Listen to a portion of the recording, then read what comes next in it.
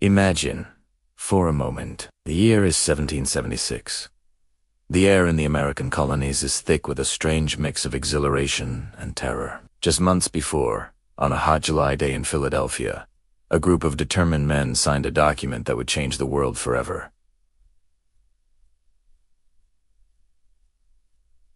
The Declaration of Independence. They had declared themselves free, a new nation, separate from the mighty British Empire. A bold, audacious move. But declaring independence and winning it are two very different things. The ink on that famous document was barely dry, and already the dream of liberty was teetering on the brink of collapse. The war had begun, and it was not going well. The Continental Army, led by a steadfast George Washington, was less of a professional fighting force and more of a patchwork quilt of farmers, merchants, and artisans. These were men who had answered the call to defend their homes and their newfound ideals. But passion alone doesn't win wars. They were desperately underfunded. The new Continental Congress, barely a government at all, had no real power to tax the colonies. They could print money, and they did.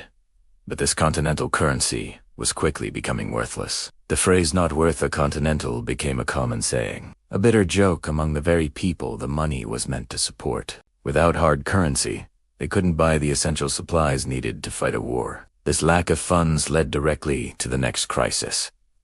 The army was starving. Soldiers marched 4 miles on empty stomachs, their uniforms ragged and worn. You might picture the iconic blue coats of the Continental soldier, but the reality was often a motley collection of civilian clothes, tattered and thin against the biting winter wind. Many men didn't even have proper shoes. They wrapped their feet in rags, leaving bloody footprints in the snow on their marshes. It is hard to fight for freedom when your every thought is consumed by gnawing hunger and the freezing cold. And then there was the issue of weapons. The British were the most formidable military power on the planet. Their soldiers, the Redcoats, were professionals, equipped with the best muskets, cannons, and bayonets money could buy.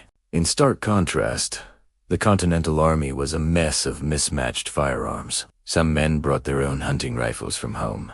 Others had old, unreliable muskets. There was no standardization, which meant ammunition was a logistical nightmare. And gunpowder. It was worth more than gold. Every single shot had to count, because they never knew when they'd get more. Washington's letters from this period are filled with desperate pleas to Congress. He wrote of his men's uncommon hardships, their lack of blankets, shelter, and food. He watched his army shrink, not just from battle, but from disease and desertion. Men who had families to feed and farms to tend simply walked away, disillusioned and broken. How could you ask a man to fight for a future nation when his own family was starving in the present? The initial patriotic fervor that had ignited the revolution was beginning to flicker and fade in the face of this harsh reality. The British, with their massive navy and well-oiled army, seemed invincible. They captured major cities like New York with relative ease, pushing Washington's battered forces into a desperate retreat across New Jersey. For many, both in America and watching from across the Atlantic in Europe, the cause looked hopeless. It became painfully clear to the leaders of the revolutionmen like Benjamin Franklin, John Adams, and Washington himself that they could not do this alone. Bravery and belief were not enough. To stand a chance against the British Lion, they needed a powerful ally. They needed money. They needed ships. They needed professional soldiers. And most of all, they needed the legitimacy that came with being recognized by another major power. Without foreign aid, the American experiment was doomed. The Declaration of Independence would become nothing more than a historical footnote, the manifesto of a failed rebellion. The men who signed it would be hunted down and hanged as traitors. The dream of a government of the people, by the people, and for the people would be extinguished before it ever truly began. The fledgling nation was on its knees, sending out a desperate cry for help across the ocean. The question was, would anyone answer? The fate of America, and perhaps the future of democracy itself, hung in the balance. Thanks so much for joining me on this journey back in time. If you found this chapter of history as fascinating as I do, make sure to hit that like button and subscribe so you don't miss what happens next. We've got a lot more of the story to uncover. See you in the next video. Welcome back to our journey through the American Revolution. In our last chapter, We saw the colonies declare their independence with a fiery spirit. But as the ink dried on that famous declaration, a cold, hard reality began to set in for the members of the Continental Congress. Passion and patriotism were powerful, but they couldn't load a musket or sail a warship. The delegates, huddled in Philadelphia, knew they were facing the most formidable military power on the planet. Winning this fight would take more than just sheer will. It would take friends. Powerful friends. This realization marked the beginning of a new, crucial front in the war, not on a battlefield, but in the gilded halls of European palaces. This was the dawn of American diplomacy. The delegates understood that to truly break free from the British Empire, they needed to be recognized as a legitimate nation by other world powers, and who better to turn to than Britain's oldest and most bitter rival. All eyes turned towards France. The relationship between Britain and France was a centuries-long saga of conflict and competition. From the 100 Years' War to the recent 7 Years' War, or the French and Indian War, as it was known in Americathes, two giants had clashed for global supremacy. The American Revolution presented France with a golden opportunity, a chance to strike a blow against their rival, to weaken the British Empire from within, and perhaps regain some of the prestige and territory they had lost. For the American cause, France wasn't just a potential ally, it was the potential ally. So, the Continental Congress made a bold and audacious move. They decided to send an envoy to Paris. This wasn't just a request for a bit of help. It was a high-stakes gamble. They were a fledgling nation, a collection of rebellious colonies with a volunteer army, asking one of the oldest monarchies in Europe to back their revolution. The mission was clear, but incredibly difficult. They needed to convince King Louis XVI that their cause was just, that it was winnable, and that supporting it was in France's best interest. What exactly were the Americans asking for? Their shopping list was long and vital to their survival. First and foremost, they needed weapons and gunpowder. The Continental Army was chronically short on supplies. Soldiers often carried different types of muskets, making ammunition a logistical nightmare. A steady, standardized supply of French Chalville muskets would be a game. But guns were just the beginning. They needed money. Lots of it. Wars are astronomically expensive. Paying soldiers, buying provisions, building fortifications, it all required hard currency, something the colonies desperately lacked. The Congress was printing its own money, the continental currency, but without the backing of gold or silver, it was rapidly losing its value. A phrase was even born from this economic crisis: not worth a continental. French loans and financial aid were not just helpful, they were essential to prevent the entire revolutionary effort from going bankrupt. Beyond guns and money, the Americans needed naval power. The British Royal Navy was the undisputed master of the seas. They could blockade American ports at will, cutting off trade and preventing supplies from reaching the Continental Army. They could transport troops up and down the coast with ease, striking wherever they pleased. The tiny, makeshift American Navy was no match for this maritime behemoth. If France would commit its powerful navy to the fight, it could challenge British control of the Atlantic, protect American shipping, and even transport French troops to American soil. A French fleet could turn the tide of the entire war. Finally, and perhaps most importantly, America sought international recognition. This was the ultimate goal of their diplomatic mission. As long as the world saw them as merely a group of rebellious British subjects, their struggle was just an internal affair of the British Empire. But if France, a major European power, officially recognized the United States as a sovereign and independent nation, everything would change. It would grant them legitimacy on the world stage. It would allow them to forge treaties, engage in international trade, and receive aid openly. Recognition was the key that would unlock the door to full nationhood. It would transform their rebellion into a legitimate war between two separate countries. To lead this critical mission, the Congress chose a man who was already a global celebrity, Benjamin Franklin. At 70 years old, he was a world-renowned scientist, inventor, writer, and philosopher. In the sophisticated salons of Paris, he wasn't seen as a radical from the backwoods of America. He was seen as a genius, a modern-day Socrates. His folksy charm, his wit, and his brilliant mind made him the perfect ambassador. He arrived in Paris, not as a humble beggar, but as a symbol of the American Enlightenment, a living embodiment of the New World's potential. Franklin's task was delicate. Initially, France was hesitant to commit openly. What if the Americans lost? Aiding a failed rebellion would be a costly and embarrassing mistake. So, in the early stages, French support was clandestine. They set up a fake trading company, Roderick Hortelez and Company, as a front to secretly funnel weapons and supplies to the American rebels. It was a clever scheme, allowing France to help the American cause without officially declaring war on Britain. This secret aid was a lifeline. It kept the Continental Army in the field during the darkest days of the war. But Franklin and his fellow diplomats knew it wasn't enough. They needed a full-throated public alliance.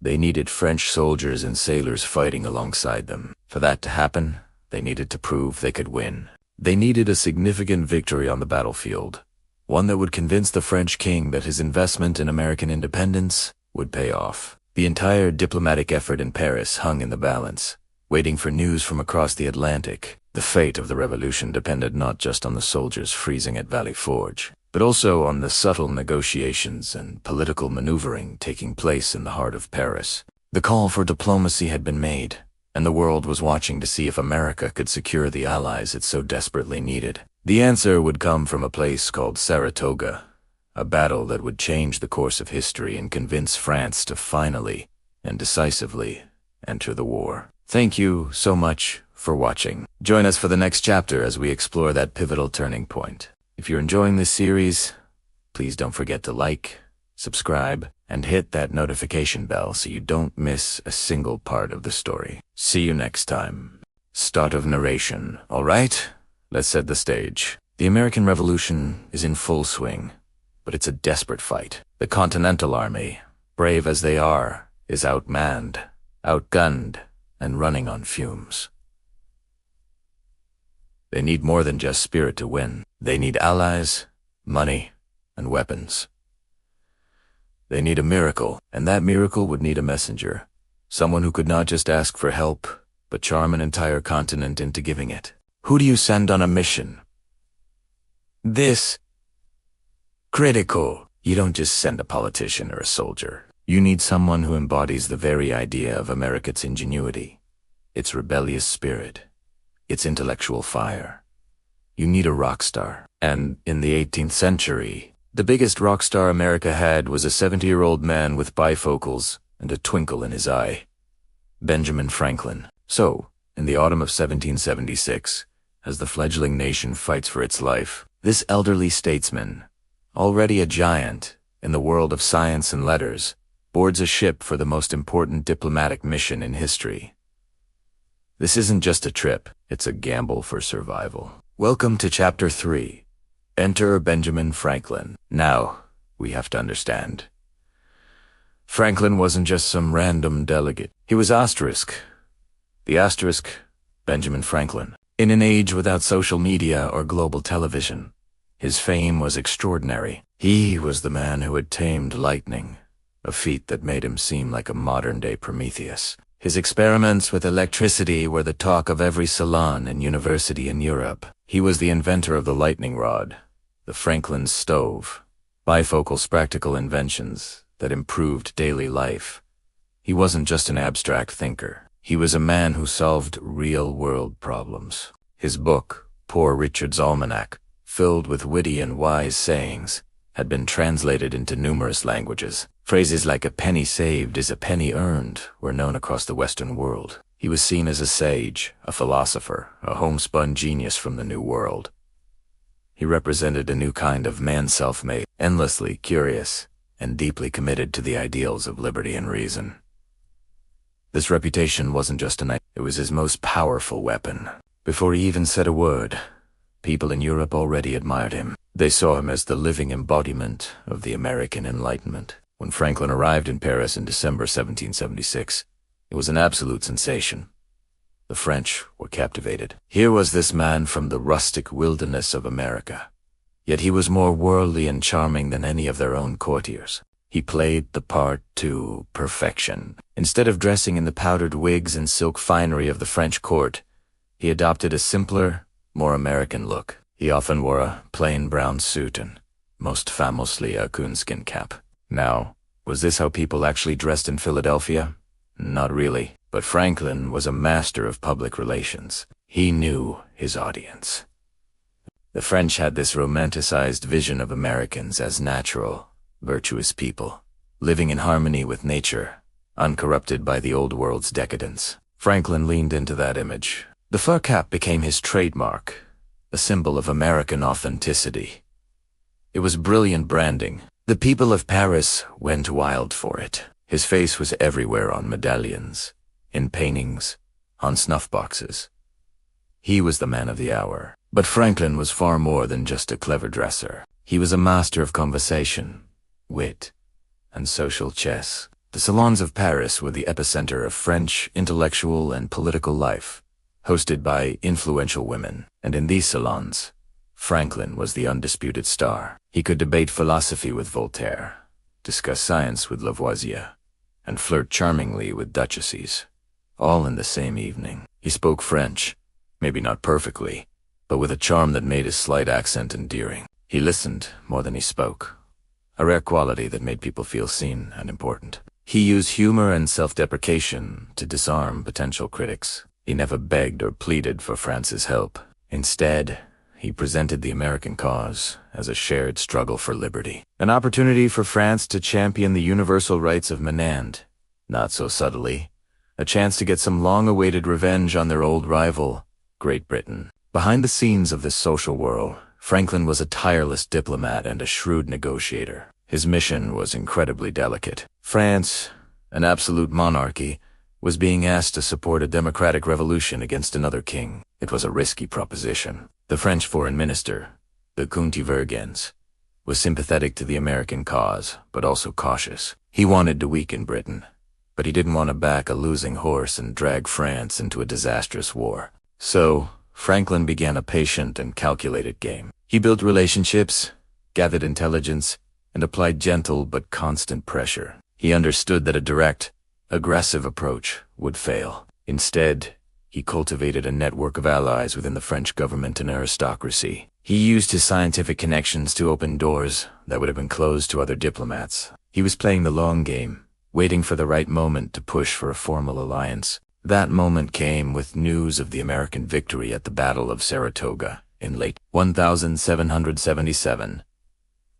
The Continental Army's decisive defeat of a major British force proved that the Americans were just a ragtag militia. They were capable of winning. This was the leverage Franklin had been waiting for. With this proof of American viability, he could now press his case with renewed urgency. The victory at Saratoga, combined with Franklin's masterful diplomacy, finally convinced King Louis XVI and Vergennes to take the plunge.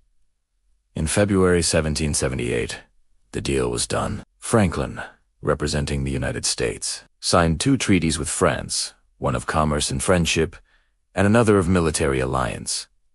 This was the turning point of the entire war. The alliance meant that France would officially recognize the United States and send its powerful navy, troops, and vast sums of money to aid the American cause. The struggling revolution now had the backing of a global superpower. It is impossible to overstate the importance of this achievement. Without French aid, the American Revolution very likely would have failed, and without Benjamin Franklin, that aid would never have materialized. He didn't win the war with a sword, but with his intellect, his charm, and his profound understanding of human nature. He had walked into the most sophisticated court in Europe, not as a beggar, but as an equal, and he had won them over completely. Franklin's time in Paris was the capstone of an already legendary life. He secured the future of his nation while simultaneously becoming a beloved icon in a foreign land. He proved that diplomacy could be as powerful as any army, and that a single individual, armed with wisdom and character,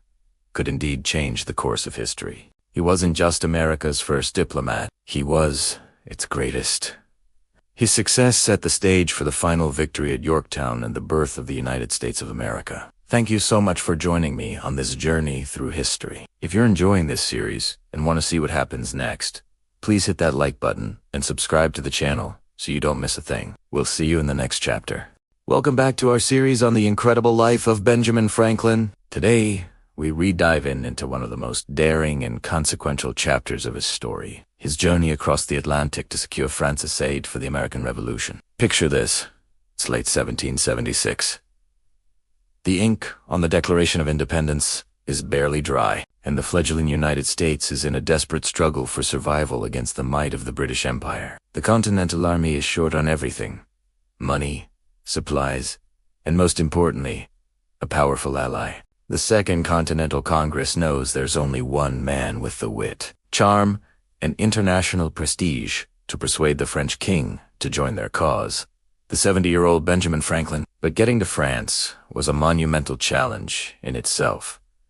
The Atlantic was no friendly ocean. It was a hunting ground, patrolled by the formidable British Royal Navy. Their warships were everywhere, their captains eager to capture any American vessel, especially one carrying a high-profile rebel like Franklin. For any other man his age, the thought of such a voyage would be terrifying, but Benjamin Franklin was no ordinary man. Despite the immense risks, Franklin accepted the mission without hesitation. He knew what was at stake.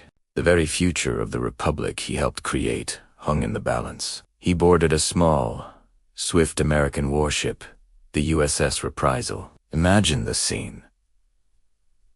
A 70-year-old diplomat, already a world-famous scientist and writer, setting sail into a sea of enemies on a mission that could either save his country or end with his capture and execution for treason. The journey was as perilous as expected. The Reprisal had to navigate not only the enemy but also the ferocious North Atlantic in winter. Vicious storms tossed the small ship like a toy, with colossal waves crashing over the deck. Many on board were racked with seasickness, but reports from the time described Franklin as remarkably calm. He was a man of science, and he spent much of the voyage conducting experiments, as he always did. He meticulously measured the temperature of the ocean currents, continuing his pioneering studies of the Gulf Stream. Even in the face of mortal danger, his curiosity and dedication to knowledge never wavered. During the voyage, the Reprisal's crew was constantly on high alert. Lookouts scanned the horizon day and night for the telltale sails of British frigates. They had several close calls,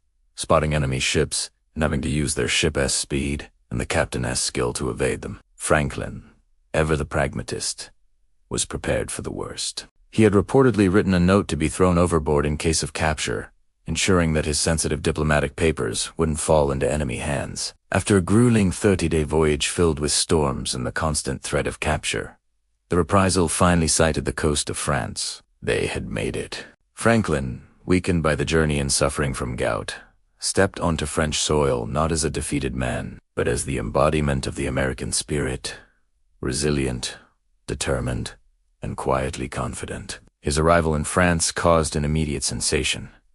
He wasn't just a diplomat, he was a celebrity. His scientific achievements and his folksy wisdom had made him a household name. The French people were captivated by this man from the New World, who seemed to represent a future of liberty and reason. Crowds gathered just to catch a glimpse of him. His image was everywhere on prints, medallions, and snuff boxers. He leaned into this persona, famously wearing a simple fur cap instead of a powdered wig, which only enhanced his image as a natural philosopher from the American frontier. This carefully cultivated image was a brilliant diplomatic strategy. It made him approachable and endeared him to the French public and, crucially, to the intellectuals and aristocrats whose support he needed to influence the court of King Louis XVI. Franklin's journey across the Atlantic was more than just a physical crossing. It was the critical first step in a diplomatic masterpiece. He had survived the dangers of the sea, and now he faced an even greater challenge: convincing a cautious monarchy to bet on a risky revolution. The fate of America rested on his shoulders, and he had just arrived, ready to charm a nation and change the course of history. Thanks for watching this chapter of our journey through Franklin's life. If you enjoyed this story of bravery and wit, please hit that like button and subscribe to our channel for more. We'd love to hear your thoughts in the comments below. See you next time. Imagine this. December 1776. A creaking carriage rattles through the misty outskirts of Paris. Inside, a 70-year-old man, weary from a dangerous 30-day Atlantic crossing, peers out at the French countryside. This isn't just any this is Benjamin Franklin, And he's not just visiting Paris. He's arriving to save his country. The American Revolution is teetering on the brink of collapse. George Washington's army is in retreat.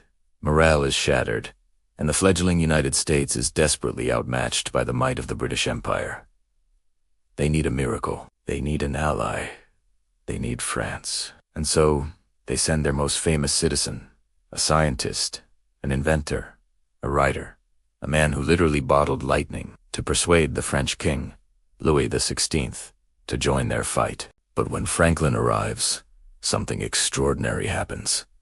He isn't met with quiet diplomatic handshakes. He's met with a tidal wave of public adoration. News of his arrival spreads like wildfire. Crowds gather in the streets, hoping for just a glimpse of Le Bonhomme Richard, the good man Richard, as they affectionately called him. Referencing his famous Poor Richard's Almanac, he was already a legend in France, celebrated for his scientific genius and his writings on liberty. To the French people, simmering with their own revolutionary ideals, Franklin wasn't just an ambassador. He was the living embodiment of the Enlightenment, of freedom, and of the New World's promise. Now, Franklin was a master of public relations long before the term even existed. He understood the power of image. He could have easily donned the powdered wigs, silk stockings, and elaborate finery of the French court at Versailles.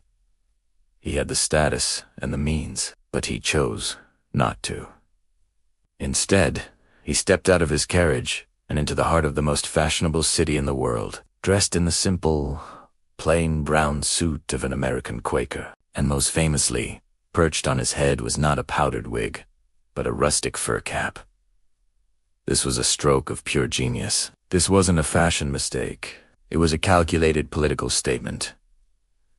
The fur cap, the simple closets, were a costume. They represented everything the French imagined America to be: natural, virtuous, honest, and uncorrupted by the decadence of old European aristocracy. While the French nobles were draped in silks and jewels, Franklin presented himself as a figure of rustic wisdom, a philosopher from the wilderness.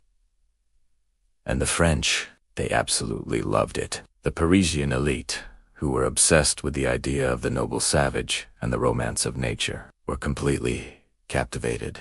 The simple fur cap became an instant icon. It was the ultimate symbol of American authenticity. Society ladies even started a new hairstyle called the coiffure, La Franklin, mimicking his fur cap to show their support. His image was everywhere on paintings, prints, medallions, even on snuff boxers and handkerchiefs. He became a fashion trend, a celebrity, a cultural phenomenon. He was, in modern terms, a superstar. Franklin played the part to perfection. He attended the most exclusive salons, the intellectual nerve centers of Paris, where philosophers, artists, and aristocrats gathered. But he did so with a humble charm and a quick wit. He spoke plainly, listened intently, and charmed everyone from duchesses to philosophers with his folksy wisdom and genuine curiosity. He wasn't just a diplomat asking for money and guns. He was a beloved guest, a wise old man everyone wanted in their circle. This carefully crafted persona was incredibly effective. By winning over the hearts and minds of the French public and its influential elites, he created immense popular pressure on the French government. King Louis XVI and his foreign minister, Vergennes, were initially hesitant to openly challenge their rival, Great Britain, but they couldn't ignore the groundswell of pro-American sentiment that Franklin had cultivated. His popularity made the American cause, the French cause.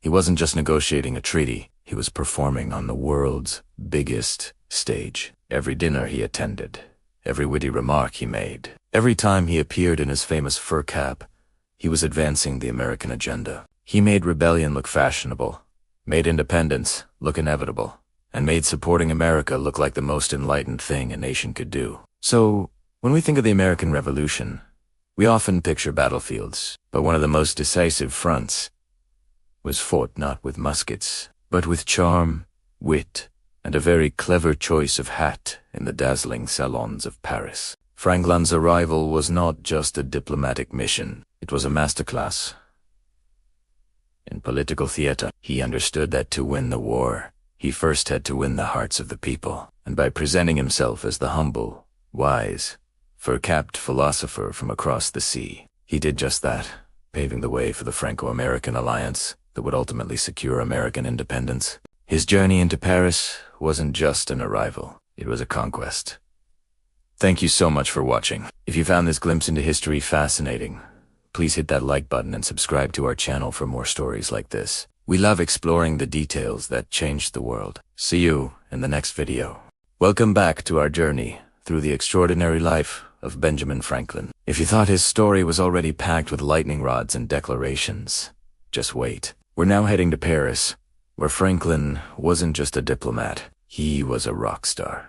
This is the story of how an aging American in a simple fur cap became the toast of the most sophisticated city on earth. When Franklin arrived in Paris in late 1776, America was a fledgling nation fighting for its very existence. His mission was critical: secure French support for the revolution. But this wasn't just about backroom political deals. To win over France, Franklin had to win over its heart, and the heart of 18th century Paris beat in its legendary salons. These weren't just fancy living rooms. The salons were the epicenters of the Enlightenment. Vibrant hubs where the greatest minds of the age, philosophers, scientists, artists, and aristocrats gathered to debate, flirt, and shape the future of Western thought. And into this dazzling world stepped Benjamin Franklin, a man who seemed to be the living embodiment of everything they admired. Picture this.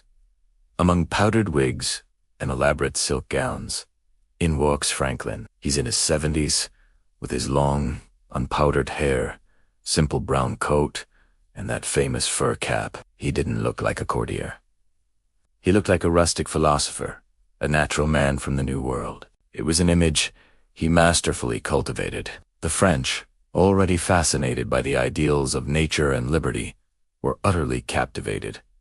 He wasn't just representing America. To them, he was America. Franklin quickly became the must-have guest at every major salon. He'd sit with intellectuals like Voltaire and Diderot, discussing reason, liberty, and the rights of man. He could charm the ladies of the court with a witty compliment or a clever story, his French spoken with a delightful American accent that they found completely endearing. He wasn't just talking politics. He was performing a kind of cultural diplomacy. He'd share tales from his life flying a kite in a thunderstorm, rising from humble beginnings to become a world-renowned scientist and statesman. For the French intellectuals who championed reason and merit over inherited status, Franklin was a hero. He was proof that the Enlightenment ideals they wrote about could actually exist in a real person, a real society. He was the bonhomme Richard, the wise, good-natured man from their own popular almanacs, come to life.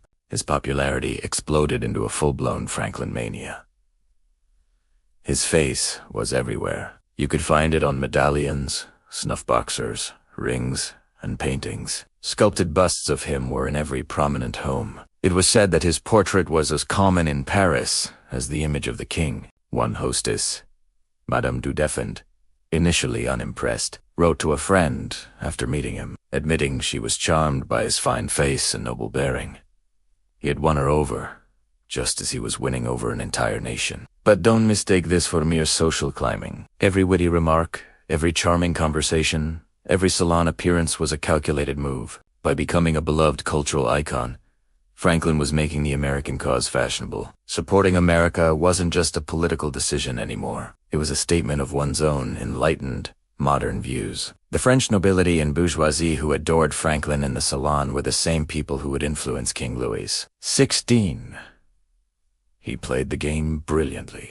He'd bring his grandsons with him, presenting a picture of rustic, Republican family values. He'd engage in playful chess games with powerful women, like the brilliant Madame Brilliant and Madame Helvetius, whose salons were centers of influence. These relationships weren't just personal. They were strategic alliances built on mutual admiration and intellectual connection. He understood that in Paris, personal charm was political power.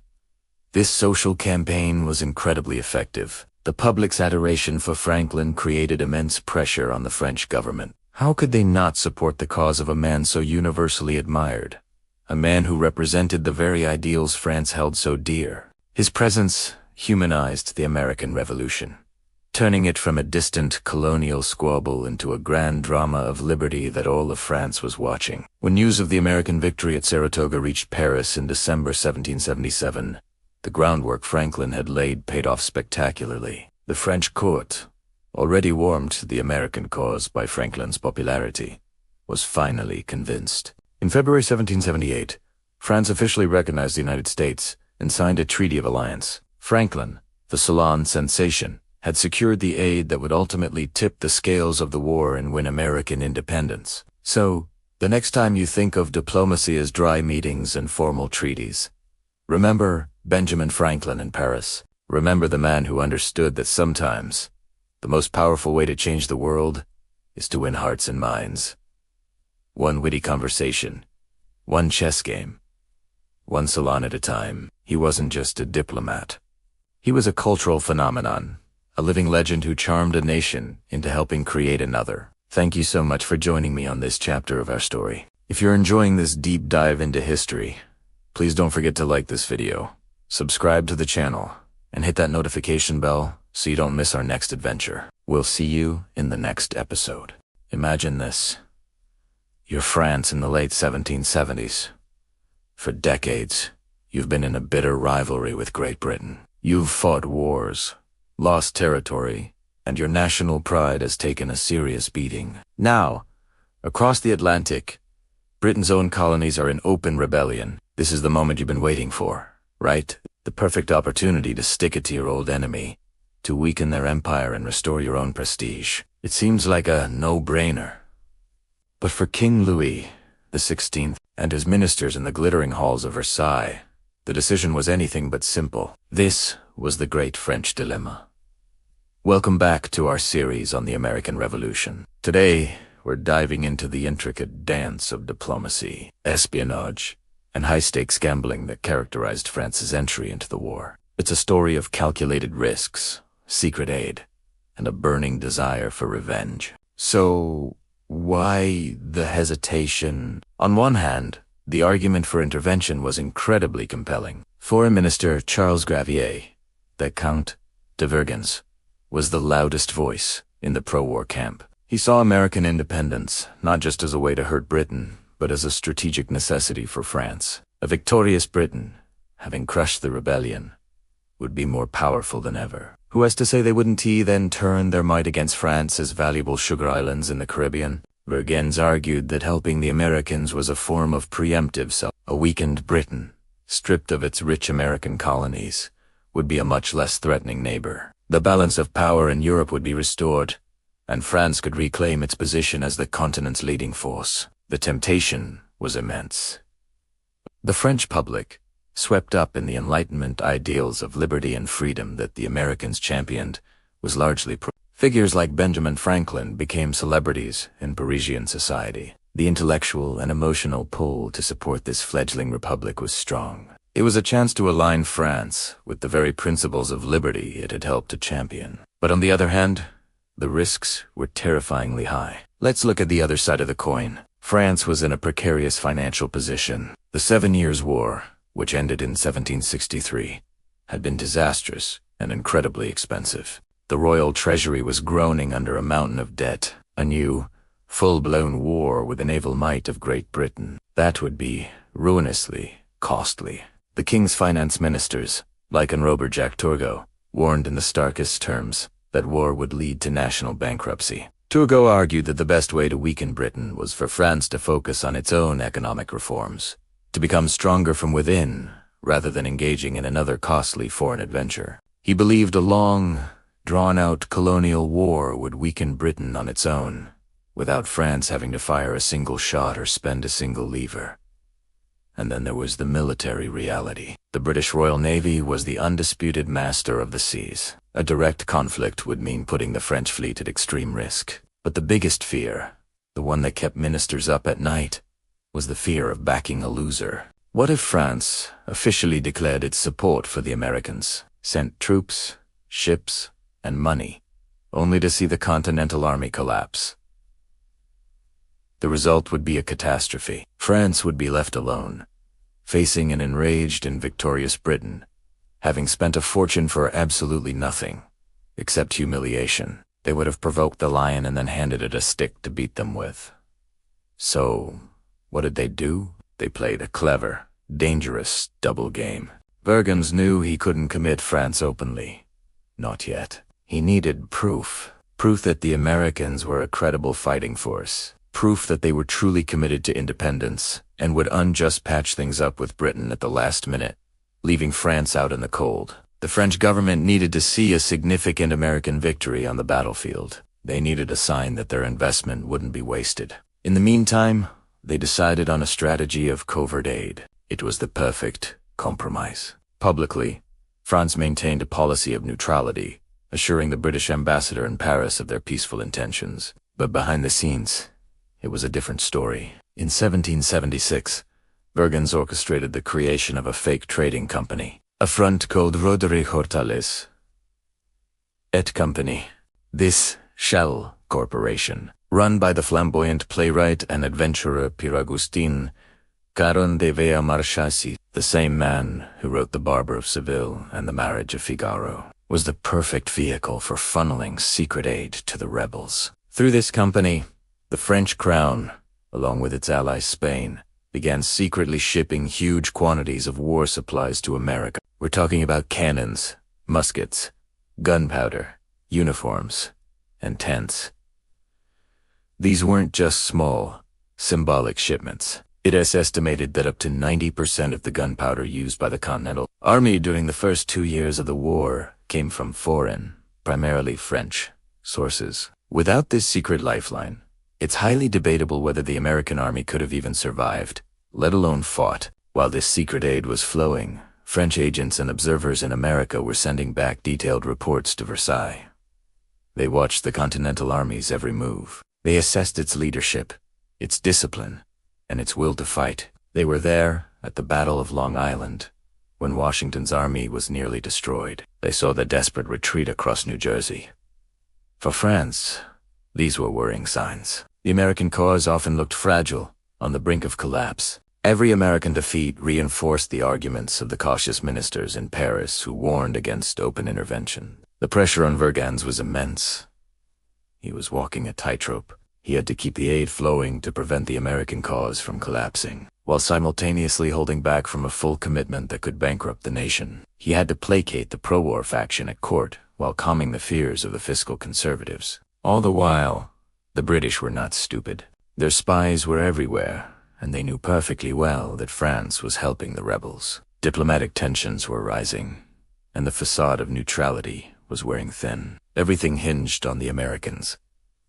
The French had placed their bet, albeit a cautious one. They had given the Americans the tools to fight, but the Americans themselves had to prove they could win. The ministers in Versailles, the bankers in Paris, and the king himself all watched and waited. They were waiting for a sign, a decisive victory that would prove the rebellion was more than just a riot, that it was a viable revolution, a victory that would justify the immense risk of an open war with Great Britain. That sign, that pivotal moment that would finally push France off the fence and into the fight, was just around the corner. It would happen in the autumn of 1777 in the dense woods of upstate New York, at a little place called Saratoga. But that's a story for our next chapter. Thank you so much for watching. If you're enjoying this journey through the American Revolution, please hit that like button and subscribe to the channel so you don't miss what happens next. We'll see you in the next video. Hello everyone, and welcome back to our series on the Titans of History. Today, we're rediving into one of the most masterful diplomatic performances ever staged. Benjamin Franklin's mission to France. Imagine this. The American Revolution is in full swing, but it's a desperate struggle. The Continental Army is outgunned, outfinanced, and facing the mightiest empire on earth. Their only real hope. A powerful ally, and all eyes turn to one man to secure it. Benjamin Franklin. But this wasn't a straightforward negotiation. Franklin arrived in Paris in 1776, not as a celebrated statesman, but as a representative of a rebellious, unproven nation. He couldn't just walk into the court of King Louis XVI and demand ships, soldiers, and money. That would reek of desperation making America look like a failing investment. France was still wary after its costly defeat to Britain in the 7 Years' War. Committing to another war was a monumental risk. They needed to be absolutely sure the Americans had a fighting chance, and that helping them would genuinely weaken their British rivals, not just drag France into another disaster. So, what did Franklin do? He performed a brilliant diplomatic balancing act. He understood that the French court, a world of intricate etiquette, opulence, and intrigue, was a stage, and he, the man from the New World, would play a character they had never seen before. Instead of adopting their powdered wigs and silken finery, Franklin cultivated an image of rustic American simplicity. He famously wore a simple brown suit and a marten fur cap to court functions. This wasn't just a fashion statement, it was a stroke of genius. He became the embodiment of the American ideal, natural, wise, and uncorrupted by the old world's decadence. The Parisians were utterly captivated. He was the bonhomme Richard, the wise man from the wilderness. Franklin became the talk of the town. His face was everywhere on medallions, in paintings, he was a celebrity. He used this popularity to his advantage, charming his way through the salons of Paris, the intellectual heart of the city. He'd play chess with duchesses, discuss philosophy with Enlightenment thinkers, and share witty anecdotes over dinner. He wasn't overtly begging for help. Instead, he was building relationships, planting seeds of an idea. He spoke of America not as a desperate colony, but as a new republic founded on the very principles of liberty and reason that French philosophers championed. He made supporting America feel not just like a strategic move, but a moral imperative. Behind the scenes, Franklin was a master of subtle persuasion. He knew when to push and when to hold back. He'd share news of American resilience, framing every minor victory as a sign of inevitable success. He would hint that America might be forced to reconcile with Britain if help didn't arrive, a subtle threat that played on France's deepest fears of a reunified Anglo-American superpower. He was patient, letting the French foreign minister, the Comte de Vergennes, come to his own conclusions. Franklin wasn't selling a plea for help. He was offering an opportunity for France to reclaim its glory and strike a decisive blow against its greatest enemy. This game of patience and charm required incredible nerve. For over a year, Franklin navigated this delicate dance. He had to manage expectations back home, where Congress was growing impatient, while simultaneously assuring the French that the American cause was strong and stable. He intercepted communications, used secret agents, and disseminated carefully crafted propaganda to shape the narrative in his favor. He was playing a long game, waiting for the perfect moment to press his advantage. That moment finally came in late 1777 with the news of the stunning American victory at the Battle of Saratoga. A whole British army had surrendered. This was the proof France needed. It showed that the American rebels were not just a ragtag militia. They could win decisive battles. Franklin seized the opportunity. The news spread like wildfire through Paris, and suddenly, the American cause didn't just seem noble. It seemed destined for success. The scales had tipped. Franklin's patient groundwork had paid off spectacularly. With the victory at Saratoga as his ultimate leverage, Franklin finalized the negotiations. In February 1778, France and America signed the Treaty of Alliance. This was the turning point of the revolution. French money, troops, and, most critically, the French Navy would now officially join the fight against Britain. It transformed a colonial rebellion into a world war, stretching British resources to their breaking point. Franklin hadn't just won an ally. He had secured the future of the United States. His diplomatic balancing act a masterclass in patience, charm, and strategic persuasion remains one of the greatest achievements in the history of foreign policy. Thank you so much for joining me on this deep dive into Franklin's genius. It's a powerful reminder that sometimes the most effective weapon isn't a sword, but a well-chosen word and a perfectly timed move. If you enjoyed this story, please hit that like button. Subscribe to the channel for more, and let me know in the comments what historical figure you'd like to see covered next. Until then, stay curious. Welcome back to our journey through the life of Benjamin Franklin. We've seen him as a printer, a scientist, and a revolutionary. Now, We follow him across the Atlantic to the opulent heart of European power. France. The year is 1776, and as the American colonies declare their independence, Franklin arrives on a mission that seems almost impossible: to convince the most powerful monarchy in Europe to support a fledgling republic against its age-old rival Great Britain. Imagine the scene. Franklin, in his simple fur cap and plain brown suit, a stark contrast to the powdered wigs and silken finery of the French court, becomes an instant sensation in Paris.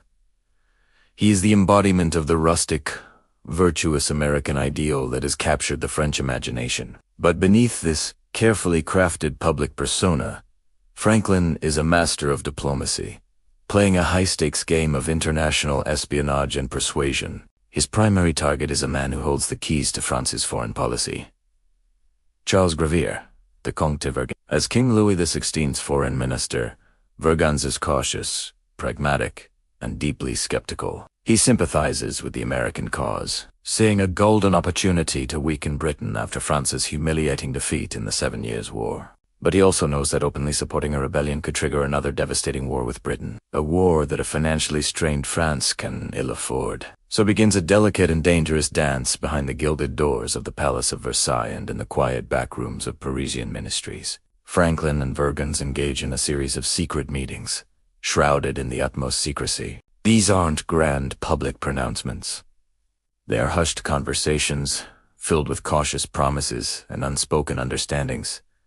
Think of the pressure. Franklin knows that the fate of the American Revolution hangs in the balance. The Continental Army, led by George Washington, is desperately short of money, weapons, and supplies. Without a powerful ally, the rebellion is doomed. He must persuade Vergennes that the American cause is not just noble, but viable. He has to prove that the colonists have the will and the ability to win. Their negotiations are a master class in political maneuvering. Franklin, using his charm and intellect, paints a picture of a strong, determined America. He downplays colonial defeats and exaggerates their victories, always presenting an image of inevitable success. Vergennes, for his part, listens intently, weighing every word. He offers covert aid, a trickle of funds and weapons funneled through shell companies and secret agents, but holds back from a full public alliance. Communication between them is a web of intrigue. Coded letters,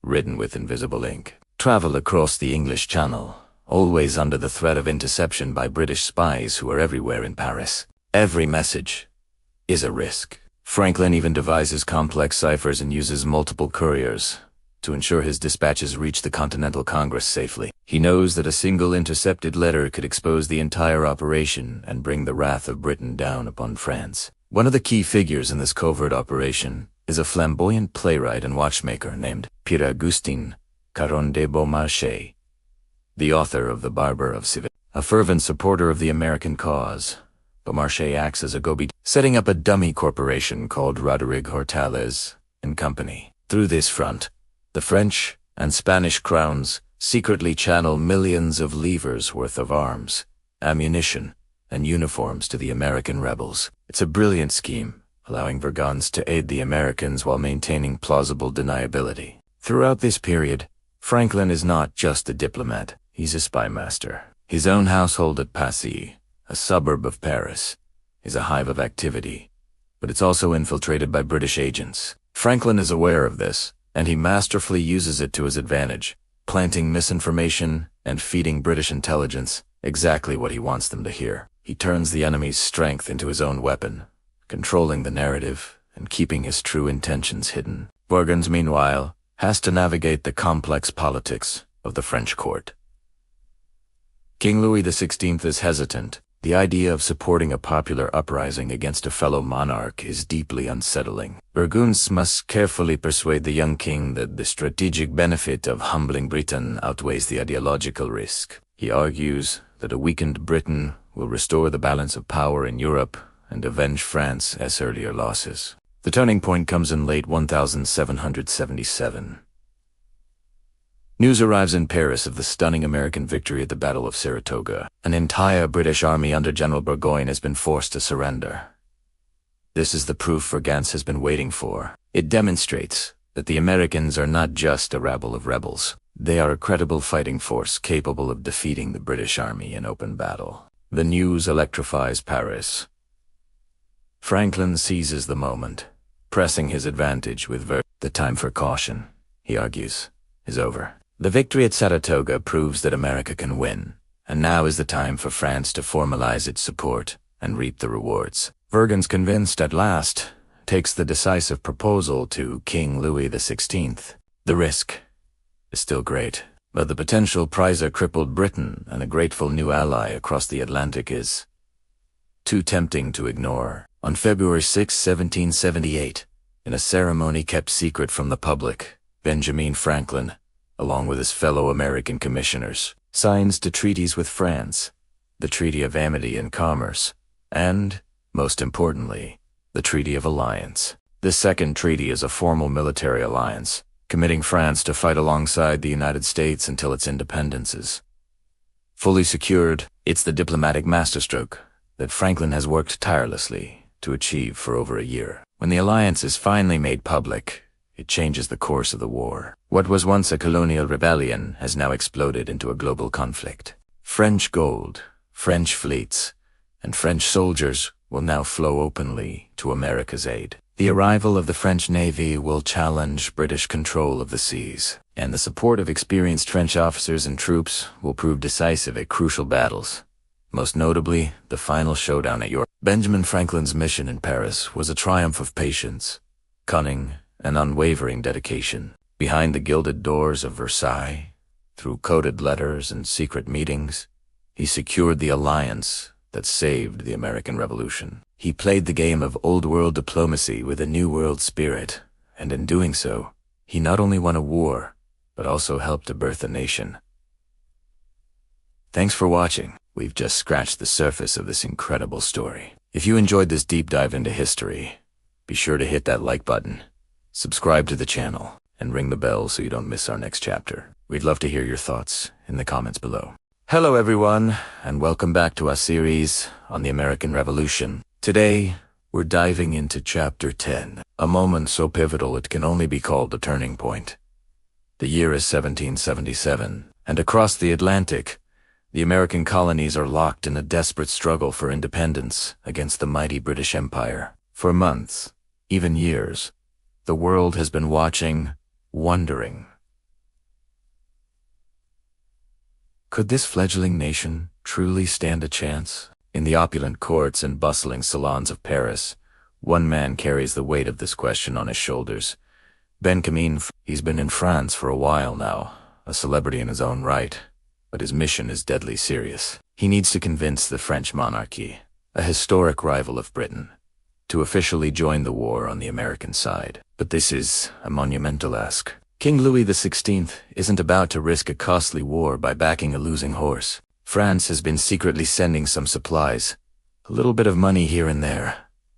But a full-blown military alliance? That requires proof. Proof that the Americans aren't just a band of rebels destined to be crushed, but a genuine fighting force capable of winning. Franklin has been charming, witty, and persuasive, using every bit of his diplomatic genius. He's become a symbol of American rustic virtue, a living embodiment of the ideals of the New World.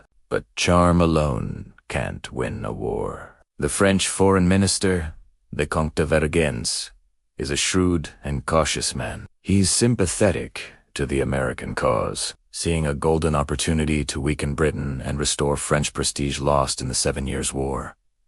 Yet, he hesitates. The risk is immense. An open alliance with the Americans would mean certain war with Britain, a global conflict that France could ill afford if the Americans were to collapse. So, they wait. They watch. They demand a sign. Back in America, the war rages on. The British have a grand strategy for 1777. General John Burgoyne, a charismatic but overconfident commander, is leading a massive army south from Canada down the Hudson River Valley. His plan is to link up with another British force moving north from New York City. If they succeed, they will cut New England off from the rest of the colonies, a move that could very well break the back of the rebellion. On paper, it looks unstoppable, but Burgoyne's army is a professional force of British regulars, German mercenaries, and their allies. Opposing them is the American Northern Army, led by generals like Horatio Gates and the brilliant, aggressive Benedict Arnold. The Americans are a scrappier bunch. They're fighting on home turf. They're more mobile, and they are fiercely motivated. As Burgoyne's army pushes deeper into the dense forests of upstate New York, his supply lines stretch dangerously thin. The further he goes, the more isolated he becomes.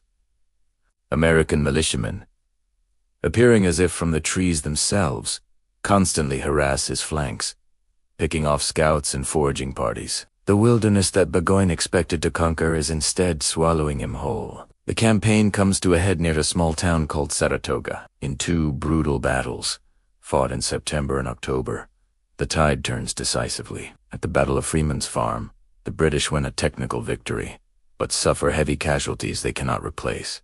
Then, at the Battle of Bemis Heights, the Americans, with Benedict Arnold, leading a heroic and unauthorized charge that shatters the British lines, achieve a stunning victory. Burgoyne's army is surrounded, outnumbered, and out of options. On October 17, 1777, in a moment that sends shockwaves across the world, General John Burgoyne surrenders his entire army to the Americans. It's an almost unthinkable outcome. A professional, disciplined British army has been defeated and captured by a colonial force. Now, imagine the scene. News in the 18th century travels at the speed of a ship. Weeks turn into months. Bicampotes Franklin and his fellow diplomats are in an agony of suspense. They've heard rumors, whispers of a major campaign in the north, but nothing concrete. Every ship that arrives from America could be carrying the news that will either make or break their mission. The fate of their nation hangs on a slip of paper carried across a vast ocean. Finally, in early December 1777, a ship docks in a French port. A messenger, Jonathan Loring Austin, has been dispatched by Congress with the official report. Heres is overland to Paris. The story goes that when he arrived at Franklin's residence in the suburb of Passy, he was met by an anxious Franklin who immediately asked, "Sir, is Philadelphia taken?" It was a legitimate fear. The British had indeed captured the American capital. Austin replied, "Yes, sir." Franklin's face fell. But then Austin delivered the real news, the bombshell. "But sir," he continued, "I have greater news than that. General Burgoyne and his whole army are prisoners of war." The news exploded through Paris like a cannon shot. The victory at Saratoga was everything.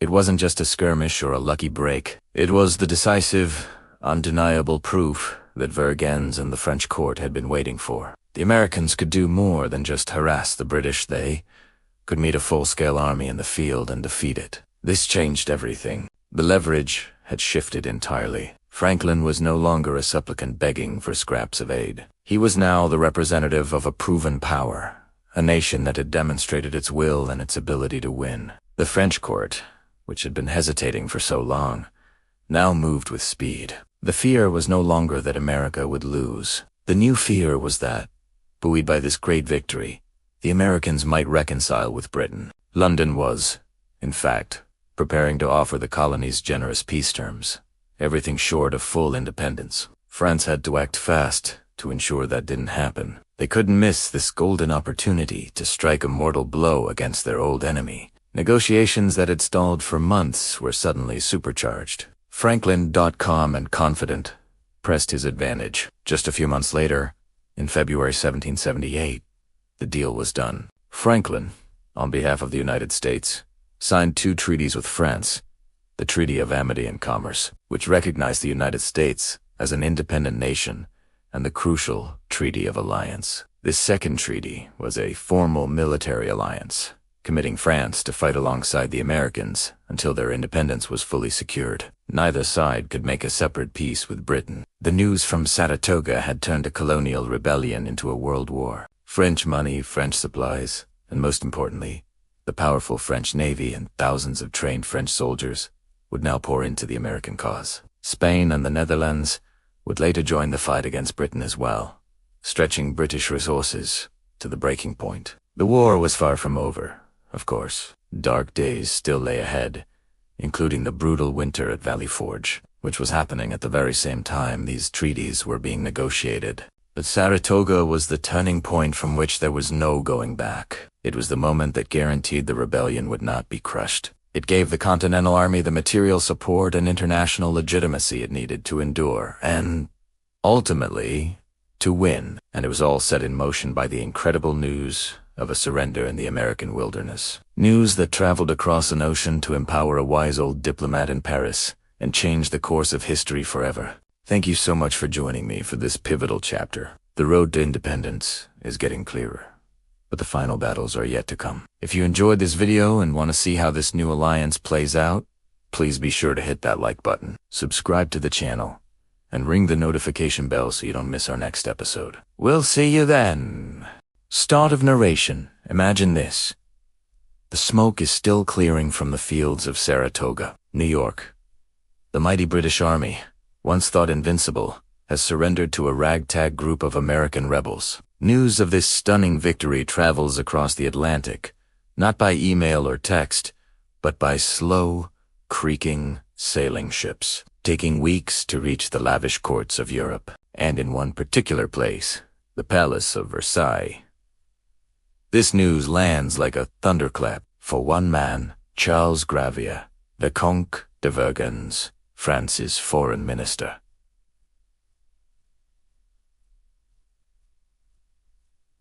This is the moment he's been waiting for. 4 years, Vergennes has been playing a dangerous game of shadows and whispers. He's been secretly funneling money, weapons, and supplies to the American colonists, all while maintaining a polite, diplomatic smile to the British ambassador. Why? Revenge.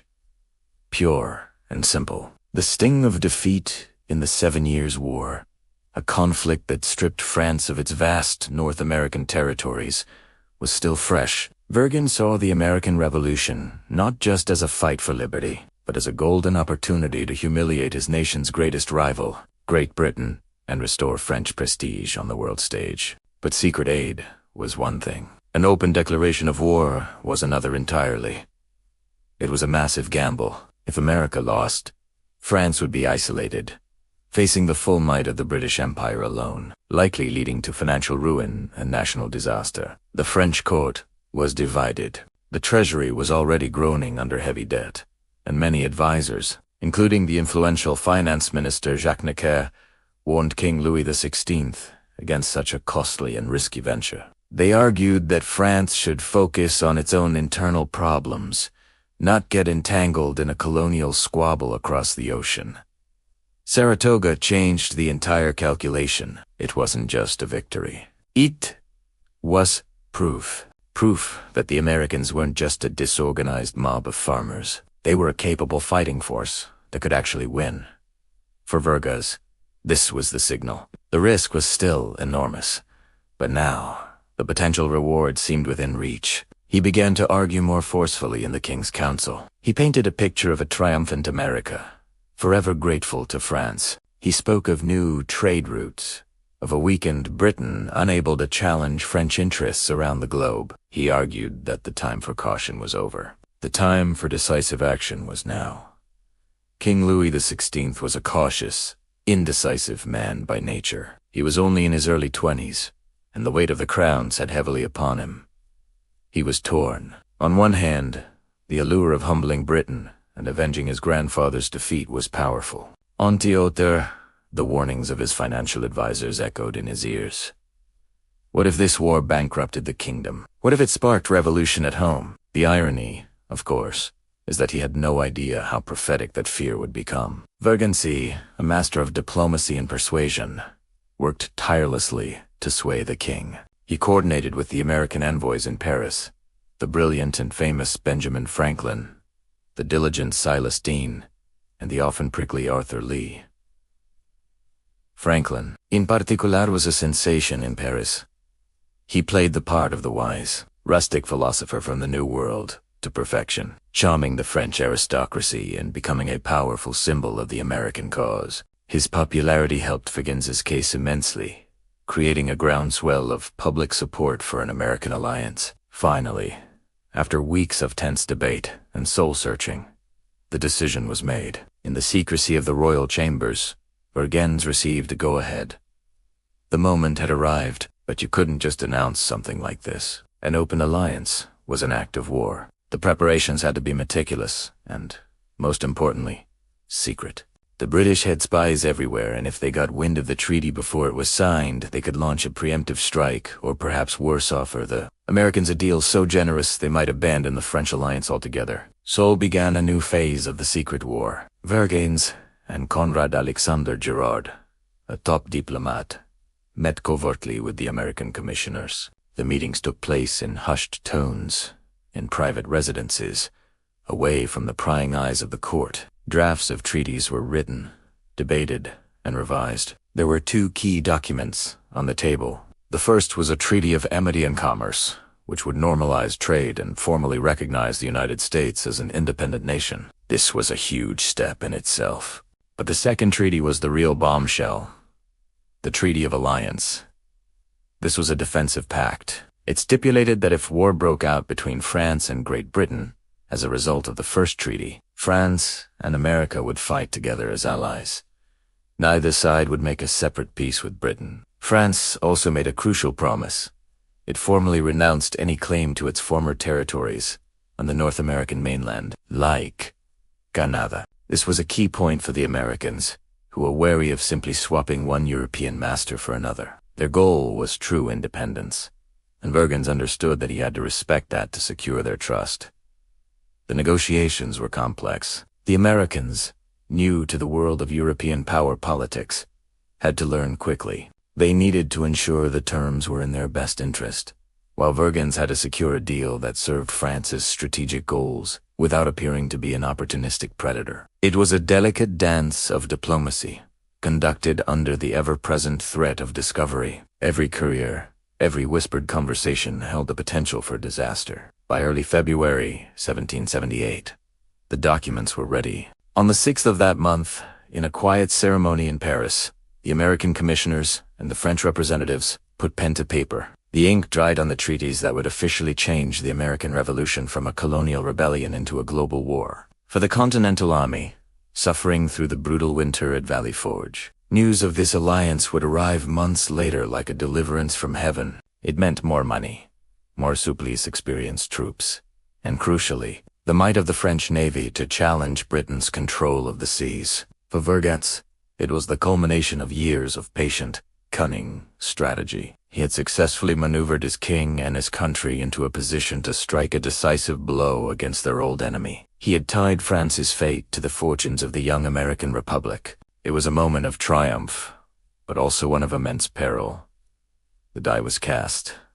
The decision was made. Now, the world would hold its breath to see the consequences. The gamble had begun, and the stakes could not have been higher for America, for France, and for the future of the entire Western world. End of narration.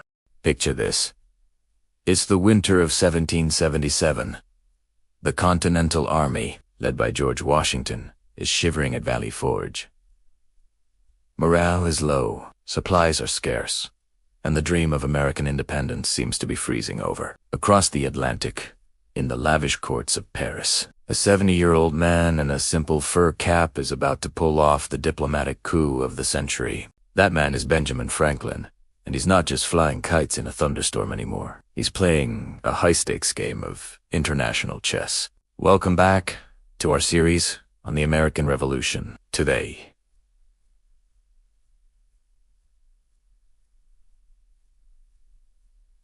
we re-dive into one of the most pivotal moments of the entire war, the 1778 Treaty of Alliance with France.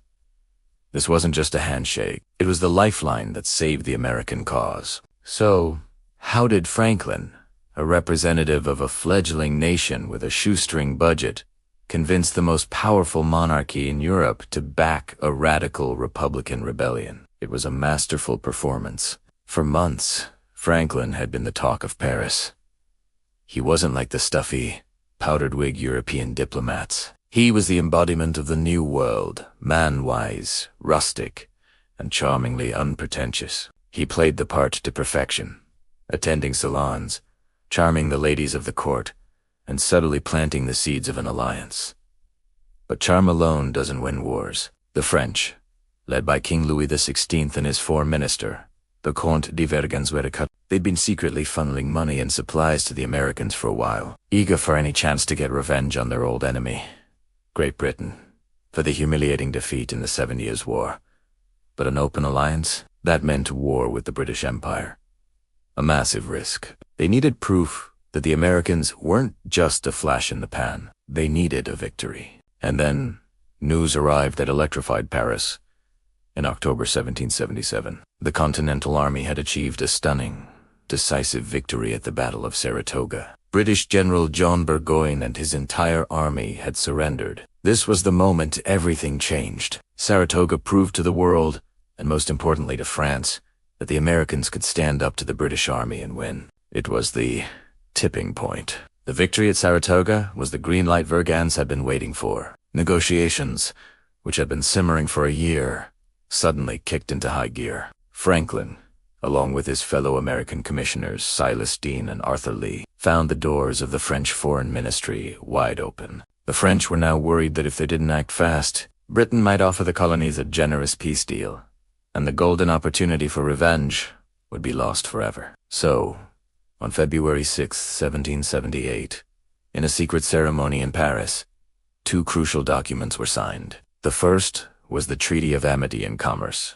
This was a big deal in itself. It established formal, commercial and diplomatic relations between the United States and France. For the first time, a major European power officially recognized the United States of America as a sovereign nation. Think about that. The colonies were no longer just a group of rebels in the eyes of the world. They were a legitimate country. But the second document was the real game changer, the Treaty of Alliance. This was a defensive military pact. It stated that if war broke out between France and Great Britain, which was now almost inevitable, France and America would fight together as allies until American independence was won. Crucially, neither side could make a separate peace with Britain without the other's consent. France also renounced any claim to territory on the North American mainland, easing American fears of simply swapping one colonial master for another.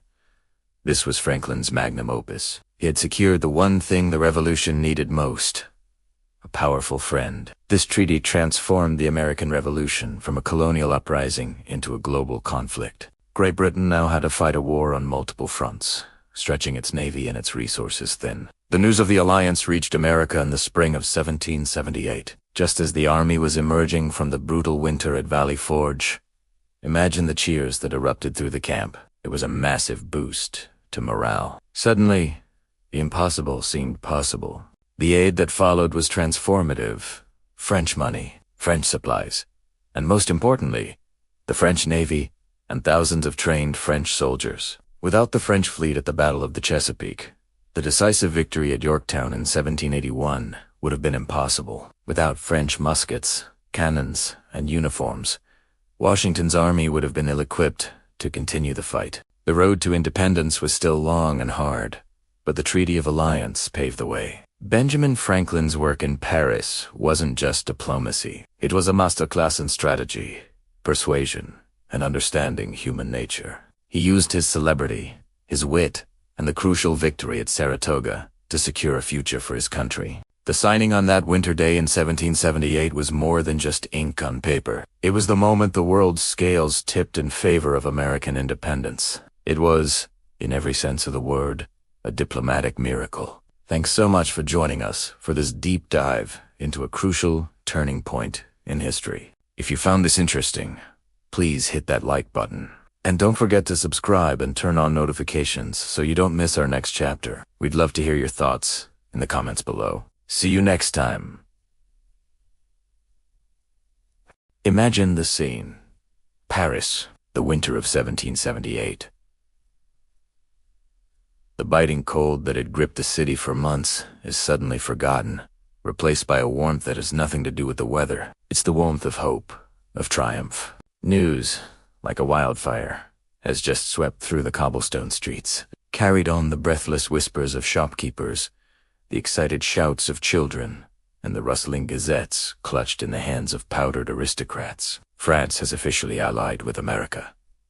The Treaty of Alliance has been signed. In the grand salons of Versailles and the humble taverns of the Latin Quarter, the reaction is the same.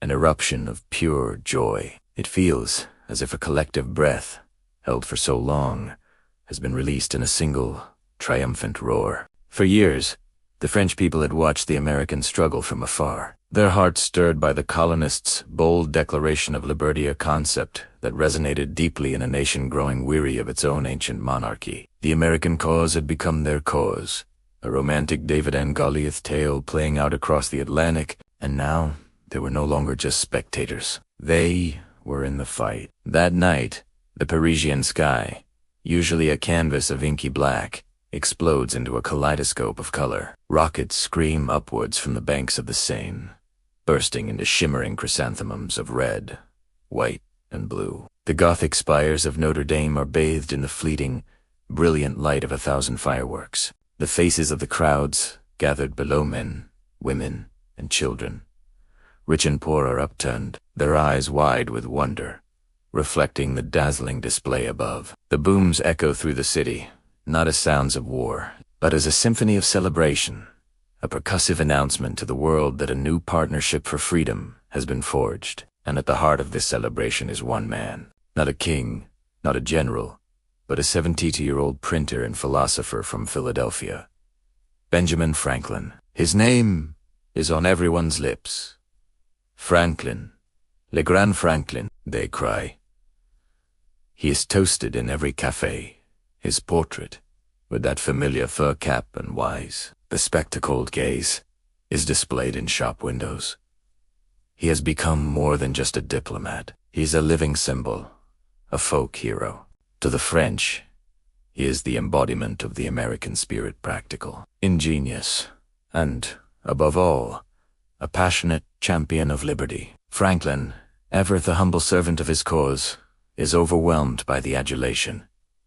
He is mobbed wherever he goes. People reach out just to touch the hem of his simple brown coat, as if to draw some of his revolutionary energy. Artists clamor to paint his portrait, sculptors to capture his likeness in marble. Medallions are struck bearing his image, with inscriptions hailing him as the man who snatched the lightning from the sky and the scepter from tyrants. He's the talk of the town, the toasts of the intellectual elite, and the hero of the common man. He had arrived in Paris a little over a year earlier, a quiet diplomat with a monumental task: to persuade the most powerful monarchy in Europe to back a fledgling republic against its oldest rival, Great Britain.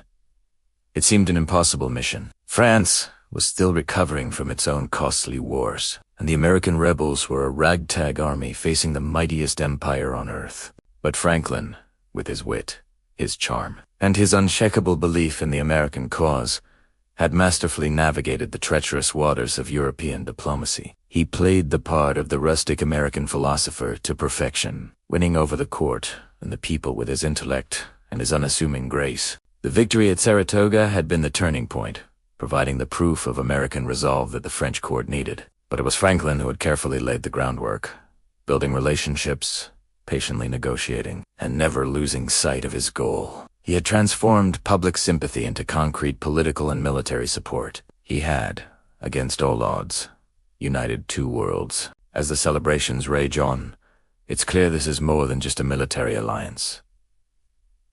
It is a meeting of ideals. Franklin has bridged the gap between the old world, with its centuries of history and tradition, and the new world, a bold experiment in self-governance. He has shown them that the pursuit of liberty is a universal language, a common ground upon which a French king and an American farmer could stand together. In the flickering light of the Parisian fireworks, the people see not just the promise of victory over a common enemy, but the dawn of a new era.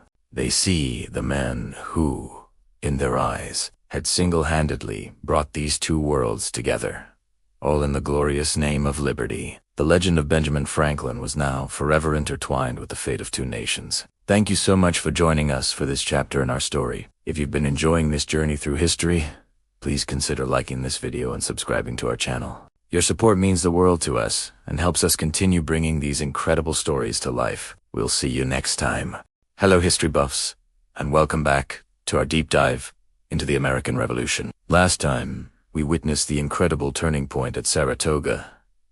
But what happened next? Well, buckle up, because the war is about to go global. This isn't just about 13 colonies anymore. It's about empires clashing across the entire planet. Think about it. Up until 1778, the American Revolution was, for the most part, a family squabble within the British Empire. A very bloody and serious squabble, but one confined mostly to North American shores. The British, with their mighty navy and professional army, believed they could eventually crush the rebellion through sheer force. They had more ships, more soldiers, and more money. On paper, it was a mismatch, but the American victory at Saratoga changed everything. It was the proof the world needed. It showed that the Continental Army wasn't just a ragtag militia. They could stand up to the best troops Britain had to offer and win. And one nation, in particular, was watching very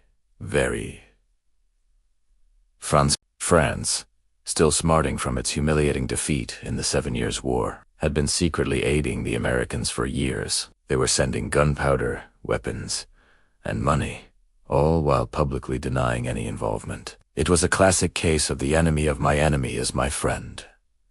For King Louis XVI and his foreign minister, the Comte de Vergennes, the American rebellion was a golden opportunity. It was a chance to weaken their eternal rival, Britain, and restore French prestige on the world stage. But they were hesitant to commit fully. What if they backed a losing horse?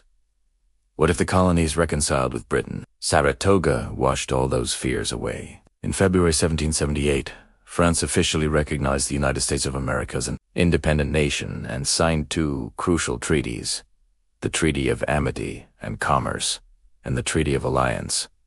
This was monumental. It wasn't just a promise of more supplies. It was a promise of direct military intervention. Suddenly, King George III wasn't just fighting a bunch of rebels in homespun clothes. He was now at war with one of the most powerful nations in Europe.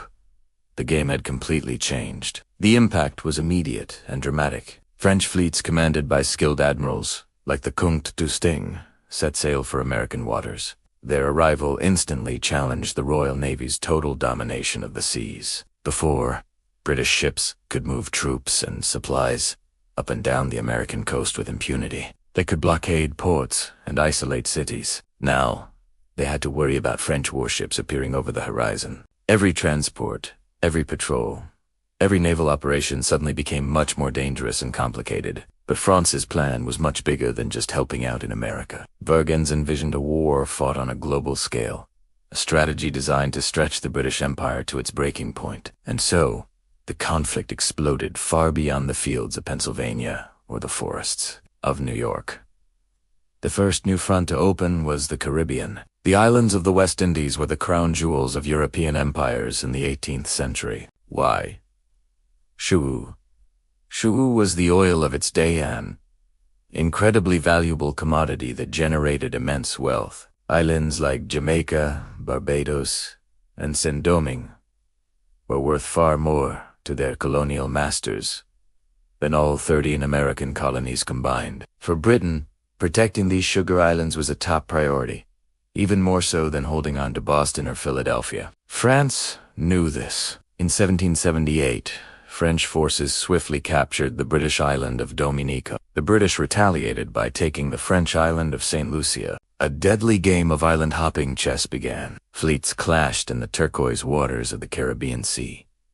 Garrisons fought brutal battles for control of volcanic islands shrouded in jungle. This wasn't a sideshow. It was a central theater of the war. Every ship and every soldier Britain had to send to defend Jamaica was one less ship and one less soldier they could send to fight George Washington. The global chessboard expanded even further. In 1779, Spain, another traditional rival of Britain and an ally of France, decided to join the fray. The Spanish had their own reasons. They wanted to reclaim territories they had lost to Britain, namely the strategic fortress of Gibraltar at the mouth of the Mediterranean and the island of Minorca. They also hoped to push the British out of Florida. The Spanish entry opened up even more fronts. A massive Franco-Spanish fleet attempted to invade England itself in 1779. While the invasion ultimately failed due to disease and poor logistics, it caused panic in London and forced the British to keep a significant portion of their military at home to defend their own shores. Meanwhile, In America, the Spanish governor of Louisiana, Bernardo de Galvez, launched a brilliant campaign along the Gulf Coast. He captured British forts at Baton Rouge, Natchez, and Mobile, and eventually seized Pensacola in West Florida. Galvez's actions were a huge help to the American cause, as they secured the southern frontier and tied down thousands of British troops. And the war didn't stop there. It reached the distant shores of India. Both Britain and France had powerful trading companies, the British East India Company and the French Company, day and is vying for control of the subcontinent. Vast wealth and trade. When news of the war in Europe arrived, their long-standing rivalry ignited into open conflict. French and British forces, along with their local Indian allies, battled for control of key ports and territories. The French, allied with powerful rulers like Hyder Ali of Mysore, launched attacks on British holdings. The British, in turn, scrambled to defend their trading posts and expand their influence. Battles raged near Madras and Cuddalore. Naval skirmishes took place in the Bay of Bengal. This Indian theater of war forced the British Empire to divert precious resources, ships, soldiers, and money thousands of miles away from America.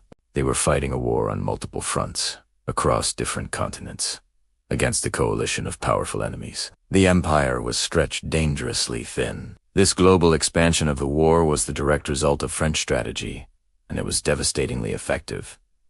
For the Americans, it was a godsend. While Washington's army struggled to stay in the field, Britain was being bled dry across the globe. Parliament had to fund a war in North America, a naval war in the Atlantic, a defensive war in the Caribbean, a siege in the Mediterranean, and a colonial war in India, all at the same time.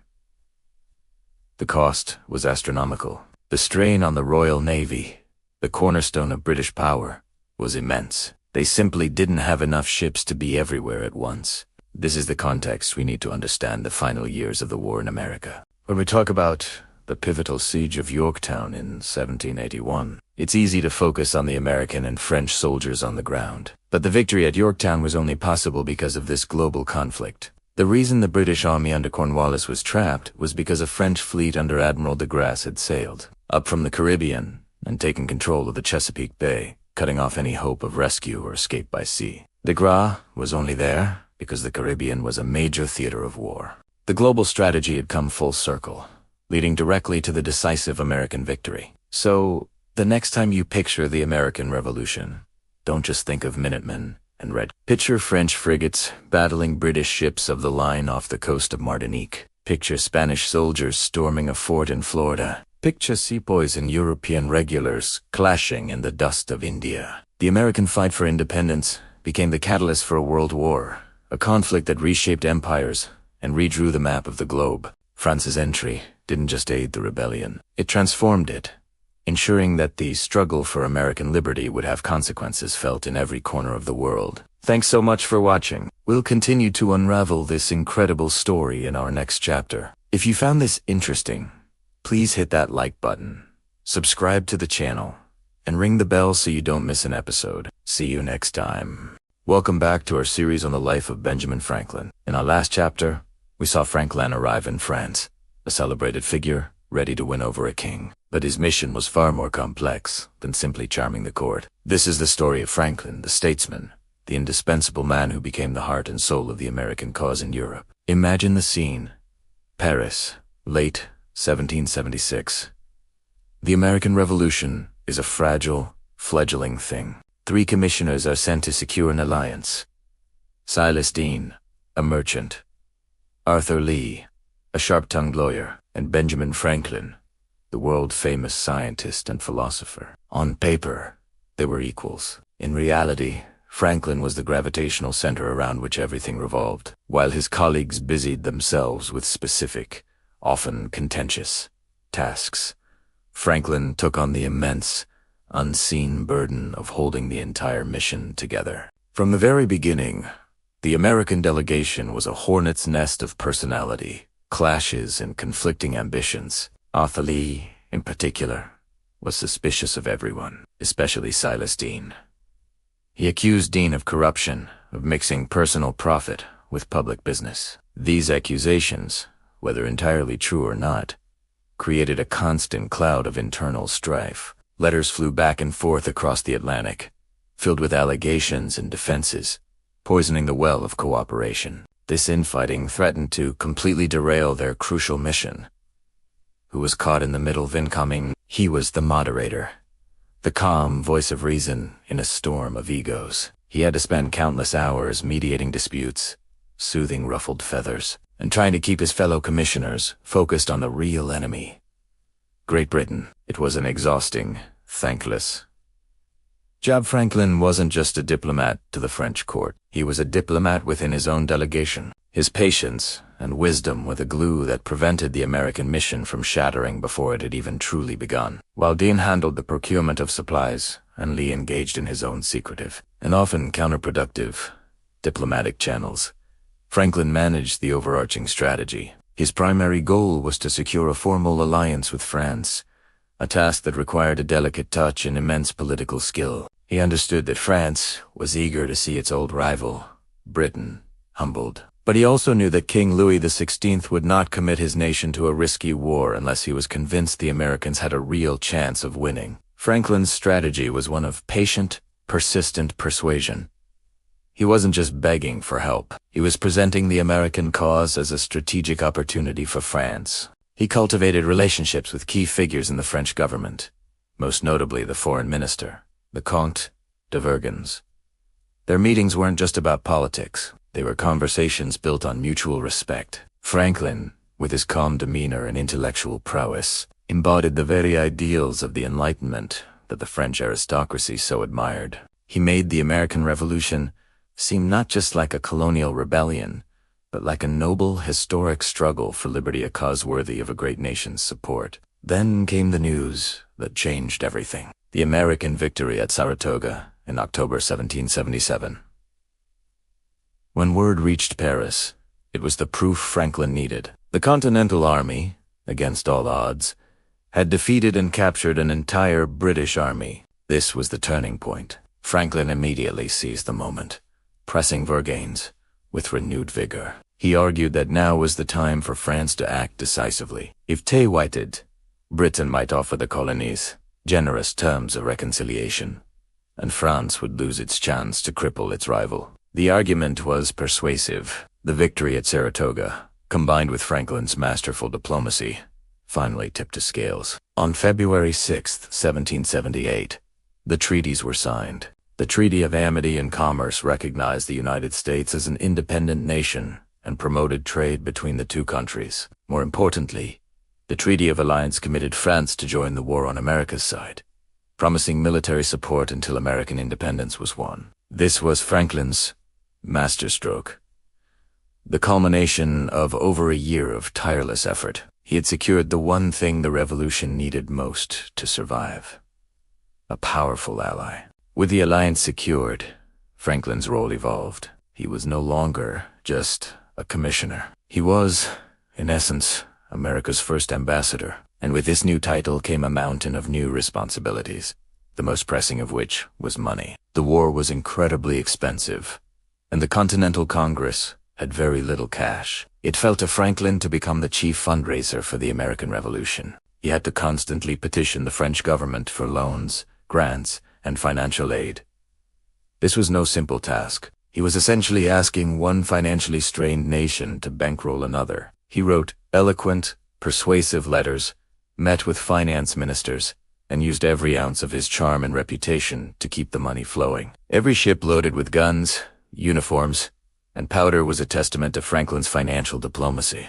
He oversaw a complex web of transactions, audited accounts, and had to untangle the often messy finances left by his former colleagues. Unforgettable wrote, "I am pestered continually with requests for money. Primera beben and promised, and given expectations, till I am almost ashamed to be seen."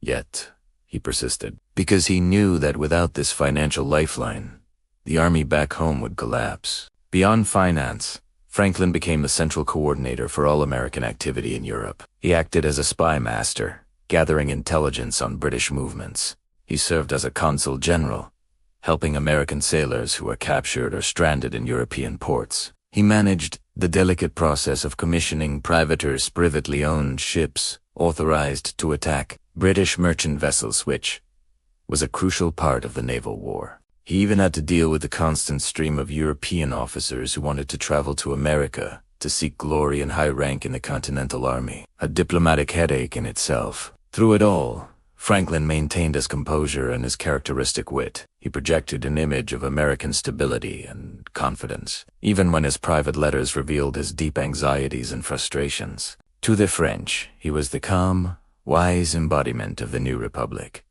This public persona was a powerful diplomatic tool. In a world of courtly intrigue and shifting loyalties, Franklin's steadfastness and integrity made him a figure people could trust. He was the rock, the steady hand on the tiller, guiding the American ship of state through the treacherous waters of European politics. While others came and went, fought amongst themselves, or sought personal gain, Franklin remained, his focus unwavering.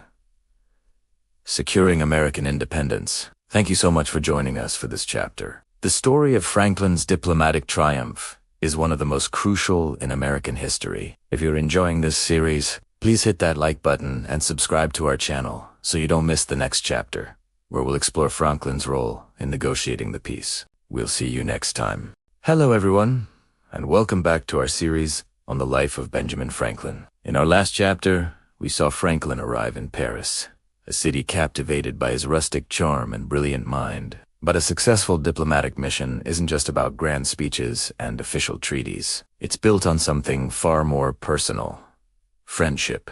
Today, in Chapter 16, we're diving deep into the crucial relationships Franklin forged in France, friendships that would ultimately secure America's independence. Imagine this. You're in a foreign land, tasked with convincing a powerful monarchy to back your fledgling rebellion. The odds are stacked against you. You need more than just a compelling argument. You need allies, people who trust you not just as an envoy, but as a person. This was Franklin's genius. He understood that the path to a nation's heart often runs through the personal connections you make with its people. And what connections he made. Let us start with a name that resonates on both sides of the Atlantic: the Marquis de Lafayette. When Franklin met Lafayette, he didn't just see a nobleman. He saw a kindred spirit, a young man burning with a passion for liberty that mirrored his own. Lafayette was just a teenager, full of fiery idealism, and he was completely captivated by Franklin and the American cause. Franklin, in turn, became a mentor, a father figure to the young Marquis. Their conversations weren't just about military strategy or political maneuvering. They talked about philosophy, freedom, and the future of mankind. Franklin nurtured Lafayette's revolutionary zeal, encouraging his ambition to fight alongside the Americans. He saw in Lafayette a powerful symbol, a high-ranking French aristocrat, willing to risk his life and fortune for American independence. This was a public relations masterpiece, and it was all built on a genuine bond of mutual respect and affection. When Lafayette sailed for America, he carried with him not just his sword, but Franklin's blessing and the weight of a friendship that represented the burgeoning Franco-American alliance. This relationship sent a powerful message to the French court and the public. If one of their own, a beloved and respected marquis, was so committed, then perhaps this American cause was truly just. Franklin's friendship with Lafayette was the human face of the alliance, a story of shared ideals that was far more persuasive than any dry diplomatic document. But personal charm could only go so far. To secure official support, Franklin needed to win over the key players in the French government, and none was more important than the Comte de Vergennes, the French foreign minister. Vergennes was the complete opposite of the idealistic Lafayette. He was a shrewd, cautious, and experienced diplomat, a master of European rail. His primary loyalty was not to American liberty, but to the interests of France. For him, this was all about weakening his nation's arch-rival, Great Britain. So, how did Franklin, the folksy American philosopher, win over this calculating statesman? Not with grand pronouncements, but with patience, honesty, and an unwavering display of competence. Franklin and Vergennes developed a complex but deeply respectful working relationship. Franklin never tried to deceive Vergennes or hide America's struggles. He was candid about the desperate state of the Continental Army, the lack of funds, and the political infighting back home. This honesty was a brilliant strategy. It built trust. Vergennes came to see Franklin as a reliable and credible partner. While other American envoys were often rash or demanding, Franklin was always calm, reasoned, and pragmatic. He understood Vergennes' position and the immense risks France would be taking by openly declaring war on Britain. He didn't just ask for help, he presented the alliance as a mutually beneficial partnership. Their meetings were a masterclass in diplomacy. Franklin would use his wit and wisdom to gently persuade, while Vergennes would parry with cautious pragmatism. It was a delicate dance, but through it, a solid foundation of trust was built. Vergennes knew that in Franklin, he had a man of his word. This trust was the bedrock upon which the entire Franco-American alliance was constructed. Without Vergennes' confidence in Franklin, the crucial loans, military supplies, and eventually, the French fleet and army might never have been committed. The relationship wasn't always smooth, of course. There were moments of tension, particularly when Franklin began separate peace negotiations with the British without fully consulting Vergennes. The foreign minister felt betrayed, a breach of the trust they had so carefully built. But the strength of their relationship held. Franklin, with his characteristic charm and diplomatic skill, managed to smooth things over, reassuring Vergennes of America's commitment to its French ally. It is a testament to both men that their partnership endured through the immense pressures of war and international intrigue. The friendship war.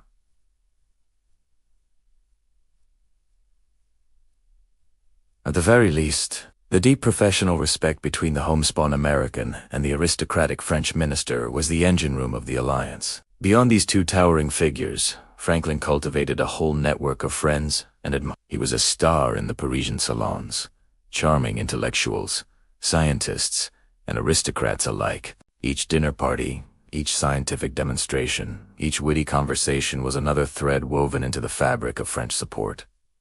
He wasn't just a diplomat in an embassy, he was a part of French society. He made the American cause their asterisk cause. So, when we look back at how America won its independence, it's easy to focus on the battlefields of Saratoga or Yorktown, but we must remember the equally important battles fought in the drawing rooms and government offices of Paris. These weren't battles of muskets and cannons, but of wit, trust, and personality. Franklin's friendships with Lafayette and Vergennes were not just pleasant side notes to history. They were the very foundation of the alliance. They transformed a desperate plea for help into a partnership of nations, proving that sometimes the most powerful weapon a diplomat can wield is a genuine human connection. Thank you so much for joining me for this chapter. The story of Franklin's time in France is far from over, and the path to peace is filled with more twists and turns. If you're enjoying this journey, please hit that like button, subscribe to the channel, and ring the bell so you don't miss our next episode. We'll see you then. Ever wondered how one person's image could shape the fate of a nation? Today, we're diving deep into the story of Benjamin Franklin. But not the kite-flying inventor you think you know. We're exploring Franklin, the master of public relations. The man who crafted an image so powerful it captivated an entire country and helped win the American Revolution. Picture this. It is 1776.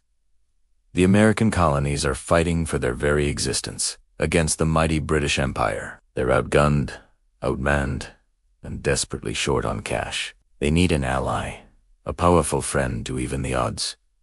Their best hope, France. But convincing the French monarchy to back a risky rebellion across the Atlantic was a monumental task. Who could possibly pull it off? Enter Benjamin Franklin. When he arrived in Paris, he wasn't just a diplomat, he was a phenomenon. The French were expecting a sophisticated statesman, but Franklin gave them something far more intriguing. He showed up not in the powdered wigs and silk finery of the French court, but in a simple brown suit and, most famously, a rustic fur cap. This wasn't a fashion mistake, it was a stroke of genius. Franklin understood that the French, particularly the intellectuals and aristocrats, were fascinated by the idea of the New World. They romanticized America as a place of natural virtue, simplicity, and rustic wisdom, a stark contrast to their own complex and often corrupt society. Franklin decided to become the living embodiment of that fantasy. His humble appearance, wasn't a sign of poverty. It was a carefully constructed symbol. The fur cap wasn't just for warmth. It was a crown of the American frontier. He played the part of the noble savage, the wise man from the wilderness. He spoke with gentle humor, shared moral proverbs from his Poor Richard's Almanac, and carried himself with a quiet, unassuming dignity. The French went wild for it. Franklin became the biggest celebrity in Paris. His face was everywhere, on medallions, in paintings, on snuff boxes, and even on chamber pots. The Franklin look became a trend.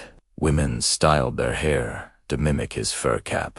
In a style called coiffure, La Franklin, he was a rock star before rock stars existed. But this wasn't just about fame. Every adoring crowd, every portrait painted, every piece of merchandise sold was a victory for the American cause. Franklin's cultivated image created a powerful myth, the noble American sage. He made the American Revolution feel less like a messy political squabble and more like a grand, philosophical quest for liberty, led by wise, virtuous men from an uncorrupted land. This myth was incredibly effective. It generated immense public sympathy and enthusiasm for America. French citizens, from commoners to aristocrats, saw supporting the American colonies as supporting the very ideals of enlightenment and freedom they cherished. This popular support put immense pressure on King Louis XVI and his government. Franklin didn't just charm the public, he charmed the powerful. At lavish parties and intellectual salons, he wouldn't argue aggressively for aid. Instead, he would listen, tell a witty story, and let his carefully crafted persona do the heavy lifting. He made supporting America feel fashionable, intelligent, and morally right. He played the long game, building relationships and letting French enthusiasm for le grand Franklin translate into enthusiasm for his country. And it worked. The wave of public adoration Franklin generated was instrumental in convincing the French government to officially enter the war. The critical loans, the naval support, and the thousands of French soldiers who fought and died alongside the Continental Army were in large part a result of the groundwork laid by this one man and his brilliant understanding of image. He proved that sometimes the most powerful weapon in a diplomat's arsenal isn't a treaty or a threat, but a compelling story. So, the next time you see a picture of Benjamin Franklin, look beyond the inventor or the founding father. See the master strategist, the public relations pioneer who understood that in the theater of world politics, perception is reality. Idone da costume played a role, and in doing so, created an image so powerful it helped secure the birth of the United States. The power of a good story and a good fur cap should never be underestimated. Thanks for joining us on this journey into the past. If you enjoyed learning about the strategic side of Benjamin Franklin, don't forget to hit that like button. Subscribe for more deep dives into history, and ring that notification bell so you never miss an episode. Let us know in the comments what other historical figures you think were masters of their own image. We'll see you in the next video. Hello everyone, and welcome back to our journey through the incredible life of Benjamin Franklin. We've followed him from his humble beginnings in Boston, through his rise as a printer and scientist in Philadelphia, to his complex political maneuvering in London. Now, we arrive at the culmination of it all. A moment where the fate of a new nation hung in the balance, and Franklin, an ocean away, played one of the most crucial roles of his entire life. This is Chapter 18. Victory and Gratitude. The year is 1781.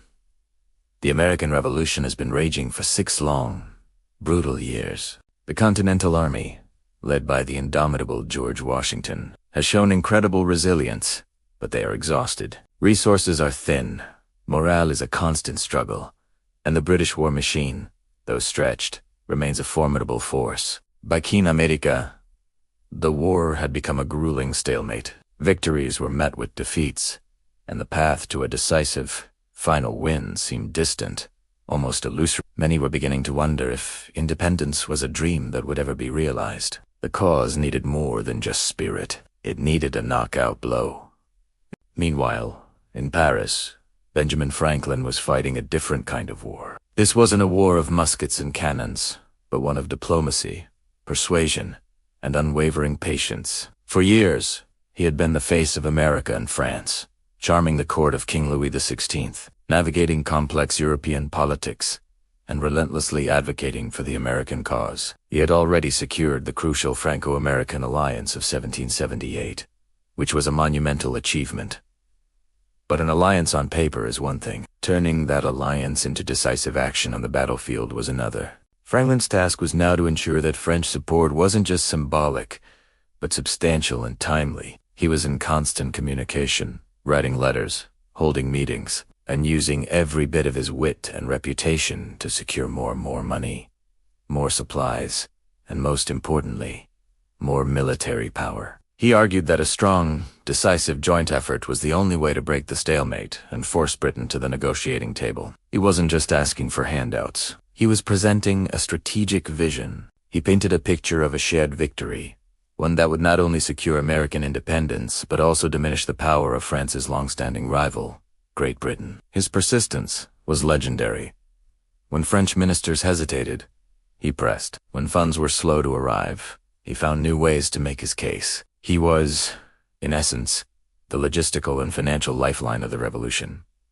And then, the moment came. The strategic stars began to align. In America, General Washington saw a golden opportunity. The British general, Lord Cornwallis, had moved his army to a vulnerable position in Yorktown, Virginia. It was a coastal town, a peninsula, where he could be trapped by land and by sea. But Washington's army alone wasn't enough to spring the trap. He needed a powerful navy to block the British fleet from resupplying or rescuing Cornwallis. He needed the French. The call went out across the Atlantic. This was the moment Franklin had been working towards for years. All his efforts, all his diplomatic maneuvering, now converged on this single, critical operation. Thanks to his tireless work, the French were ready and willing to commit. King Louis XVI, convinced by Franklin and his own advisors of the strategic advantage, agreed to dispatch a massive fleet under the command of Admiral de Grasse to the American coast. This wasn't just a few ships. It was a formidable naval force, exactly what Washington needed. At the same time, thousands of French soldiers under General Rochambeau were already in America, ready to march alongside the Continentals. The plan was as daring as it was brilliant. Washington and Rochambeau would march their combined armies south, hundreds of miles, to corner Cornwallis by land. Simultaneously, Admiral de Grasse's fleet would sail into the Chesapeake Bay, cutting off any hope of a British naval escape. It was a complex, coordinated maneuver, a testament to the trust and cooperation that Franklin had so painstakingly built between the two nations. Everything had to work perfectly. The timing was critical. If the British fleet arrived first, the entire plan would crumble. As the French and American forces began to encircle Yorktown, the French fleet arrived right on schedule. They engaged the British Navy at the Battle of the Chesapeake and, in a decisive naval victory, drove them back, sealing the trap. Cornwallis was surrounded. On land, the combined Franco-American forces laid siege to the town. The thunder of cannons, both French and American, echoed across the peninsula. The cooperation was seamless. French engineers helped dig the trenches. French artillery bombarded the British defenses, and French soldiers fought and bled alongside their American allies. It was the physical embodiment of the alliance Franklin had forged.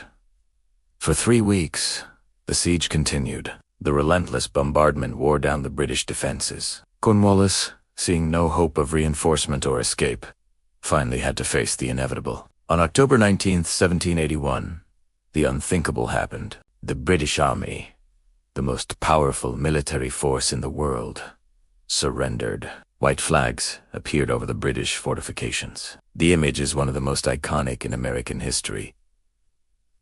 Thousands of British soldiers marching out of Yorktown between lines of American and French troops to lay down their arms. The world was stunned. A rebellion of colonial farmers, merchants, and idealists, with the crucial help of a European superpower, had defeated an empire. When news of the victory at Yorktown reached Paris, the city erupted in celebration. For Franklin, it was the moment of ultimate vindication. He was now 75 years old, frail, and suffering from gout, but his spirit was soaring. All the years of tireless negotiation, the endless fundraising, the political battles, and the personal sacrifices had paid off in the most spectacular way possible. The victory at Yorktown was not just a military triumph. It was a diplomatic masterpiece. It was a direct result of the alliance he had secured and the resources he had convinced the French to provide. Without the French fleet and the French soldiers, the siege of Yorktown would have been impossible. America's dream of freedom, once a distant hope whispered in secret, was now a tangible reality. Franklin's work wasn't over, of course. The complex task of negotiating a final peace treaty still lay ahead. But Yorktown was the breaking point. It shattered the political will in London to continue the war. The cost, both in blood and treasure, had become too high. The debate in Parliament shifted from how to win the war to how to end it. Franklin's position as a negotiator was now immensely strengthened. He was no longer a representative of a fledgling rebellion begging for help.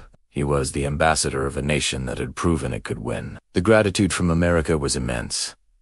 Letters poured in from across the Atlantic. George Washington himself wrote to Franklin, acknowledging that his diplomatic efforts had been just as critical to the victory as the soldiers on the field. He understood that the war was won on two fronts, the battlefields of America and the salons of Paris. Franklin, in his typically humble fashion, deflected much of the praise, always pointing to the bravery of the soldiers and the wisdom of General Washington. But history knows the truth. While Washington was the sword of the Revolution, Franklin was its shield, its voice, and its lifeline. He had secured the means to fight, the allies to fight with, and the international legitimacy that transformed a colonial uprising into a world-changing war for independence.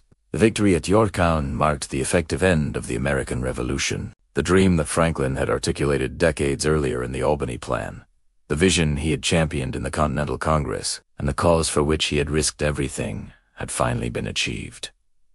America was free, and as the world looked on in amazement, the old printer from Philadelphia, now hailed as one of the great statesmen of his age, prepared for his final act, to officially secure the peace and birth a new nation on the world stage. Thank you so much for joining us for this pivotal chapter. The story of Franklin's diplomatic genius is a powerful reminder that wars are won not only with courage but with wisdom and persistence. If you're enjoying this series, please don't forget to like, subscribe, and hit that notification bell so you don't miss our next episode, where we'll dive into the tense negotiations of the Treaty of Paris. We appreciate you being here, and we'll see you next time. Welcome back to our series on the life of Benjamin Franklin. If you've been with us on this journey, you know we've seen Franklin wear many hats: printer, inventor, scientist, and revolutionary. Today, we arrive at the grand finale of the American Revolution, a moment where Franklin's diplomatic genius shines brightest. The signing of the Treaty of Paris in 1783. The guns had fallen silent at Yorktown, but the war wasn't truly over. A nation's future, its very existence, hung in the balance, not on a battlefield, but in the gilded halls of Parisian diplomacy. While younger, more fiery patriots returned home, the elder statesman Benjamin Franklin remained in France. At nearly 77 years old, frail and suffering from gout, he was about to undertake one of the most crucial missions of his life. Why Franklin? Because for years, he had been more than just an ambassador. He was the heart and soul of the American cause in Europe. He had charmed a king, won over the French public, and secured the vital alliance that tipped the scales of war. Now, he had to secure the peace. He wasn't alone, of course. He was joined by John Adams and John Jay, a formidable team, but each with their own distinct style. Adams was direct, sometimes abrasive. Jay was cautious, deeply suspicious of European intentions. Franklin, however, was the master of subtlety, the seasoned diplomat who understood the intricate dance of European politics. The negotiations were a minefield. The American delegation had a clear set of goals. First and foremost, unconditional British recognition of American independence. Second, they needed to establish clear borders for the new nation. They ambitiously aimed for all the territory east of the Mississippi River. Third, securing fishing rights off the coast of Newfoundland was crucial for the New England economy. And finally, they had to navigate the complex web of alliances. America was allied with France, which was in turn allied with Spain. Each nation had its own agenda, and they didn't always align with American interests. France, for example, had bankrolled the American war effort, But now, exhausted by war, they were eager for peace, even if it meant a weaker America. They secretly advised the British to limit American expansion west of the Appalachian Mountains. Spain, for its part, wanted to reclaim Gibraltar from Britain and control the Mississippi River, putting them in direct conflict with American territorial ambitions. The American negotiators quickly realized they were surrounded by supposed friends who were acting more like competitors. It was John Jay who first uncovered the French back-channel dealings. His distrust of European powers proved well. He urged Franklin and Adams to break with their instructions from Congress, which told them to do nothing without consulting the French. It was a massive gamble. Going against their own government's orders and their primary ally could have been disastrous. This is where Franklin's steady hand became essential. He had to balance Jay's suspicion with his deep, personal relationship with the French foreign minister, the Comte de Vergennes. Franklin understood something fundamental. While the French government had its own strategic interests, his personal credibility and the goodwill he had built over years were powerful assets. He agreed with Jay and Adams that a separate, direct negotiation with the British was the best path forward. They would secure America's core interests first and deal with their allies later. It was a bold, almost renegade move. The British, reeling from their defeat and facing a new, more peace-inclined government, were surprisingly receptive. They saw an opportunity to drive a wedge between America and France. Richard Oswald, the lead British negotiator, was an old friend of Franklin's, a connection that proved invaluable. Franklin, with his characteristic blend of charm and firm resolve, laid out the American position. He argued that a generous peace was in Britain's best interest. A strong, friendly, and commercially prosperous United States would be a far better trading partner than a weak and resentful one. He dangled the prospect of reconciliation and future trade, painting a picture of a renewed Anglo-American relationship. But this time, as equals, the negotiations were intense, stretching over months. Debates raged over every mile of territory, every fishing right, and the thorny issue of compensating loyalists whose property had been seized during the war. Franklin, despite his physical ailments, was at the center of it all. He hosted meetings at his residence in Passy, using his wit and wisdom to smooth over disagreements, not just with the British, but between his own fellow delegates. He knew when to push and when to concede, when to stand firm on principle and when to find a creative compromise. For instance, on the issue of the western border, the Americans held firm. They successfully argued for the Mississippi River as the nation's western boundary, a monumental achievement that doubled the size of the original 13 colonies and set the stage for westward expansion. On fishing rights, John Adams, a proud New Englander, fought tenaciously. And with Franklin's support, they secured access to the rich waters of the Grand Banks. The issue of the Loyalists was trickier. Franklin personally had little sympathy for them, but he understood a compromise was necessary. The final treaty recommended that states restore Loyalist property, a recommendation that was largely ignored but was enough to seal the deal. Finally, on September 3rd, 1783, the moment arrived. In a room at the Hotel d'York in Paris, the treaty was signed. Benjamin Franklin, his hand steady, affixed his signature to the document. He was joined by Adams and Jay.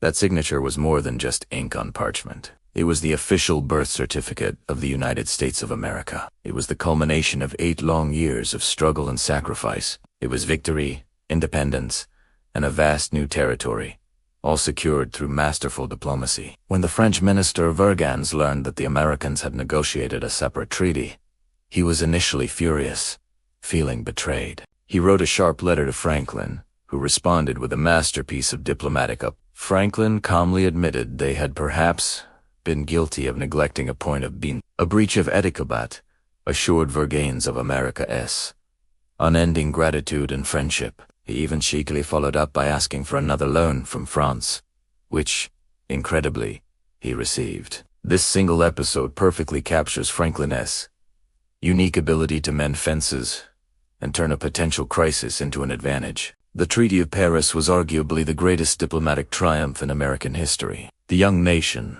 against all odds, had won not just the war but the peace, securing terms far more favorable than anyone could have expected. And at the heart of that triumph was Benjamin Franklin. His signature on that document symbolized the friendship he had forged across the ocean, a friendship that had saved the revolution. It was the final, brilliant act in his long service to the cause of liberty. He had guided his country from a collection of disgruntled colonies to a recognized, independent nation on the world stage. As we conclude this chapter, think about the immense pressure and complexity of that moment. Franklin wasn't just representing a government. He was embodying the ideals of a new kind of nation. His legacy isn't just in the lightning rod or the bifocals, but in the very borders and the international standing of the United States. His final great act of diplomacy ensured that the sacrifices of the revolution were not in vain. Thank you so much for joining us for this deep dive into the Treaty of Paris and Franklin's pivotal role. It's a story of wisdom, courage, and incredible political skill. If you enjoyed this video and learned something new, please give it a thumbs up and consider subscribing to the channel. Don't forget to hit the notification bell so you won't miss our next episode. We love hearing from you, so please leave your thoughts and questions in the comments below. Thanks for watching, and we'll see you next time. Hello everyone, and welcome back to our series. Today, we're diving into the final, defining chapter of a truly remarkable life: Benjamin Franklin's legacy as a diplomat. We often remember him for flying a kite in a storm, or for his witty sayings in Poor Richard S. Almanac. But perhaps his most critical contribution, the one that truly secured the future of the United States, was his work as America's first and greatest diplomat. Picture this. It's the late 1770s. The American Revolution is in full swing, but the fledgling colonies are a scrappy underdog against the might of the British Empire. They desperately need an ally, a global superpower to even the odds. That's where Franklin comes in. At the age of 70, a time when most men would be enjoying a quiet retirement, he embarked on the most important mission of his life: to win over France. When Franklin arrived in Paris in 1776, he wasn't just another colonial representative. He was a phenomenon. The French were already fascinated by him. To them, he was the embodiment of the New World's rustic wisdom and scientific genius. He was the man who had tamed lightning. The French people, caught up in the intellectual fervor of the Enlightenment, saw him as a living embodiment of its ideals: reason, liberty, and human potential. Franklin masterfully played this part. He didn't try to mimic the elaborate fashions of the French court. Instead, he presented himself as a simple, homespun American. He wore plain brown suits and, most famously, a fur cap, which became an iconic symbol of his persona. This wasn't just a fashion choice. It was a brilliant piece of public relations. He was crafting an image of American authenticity and virtue, contrasting it with the perceived decadence of old-world European monarchies. He became a celebrity. His face was everywhere. Prints, medallions, and even snuff-box lids.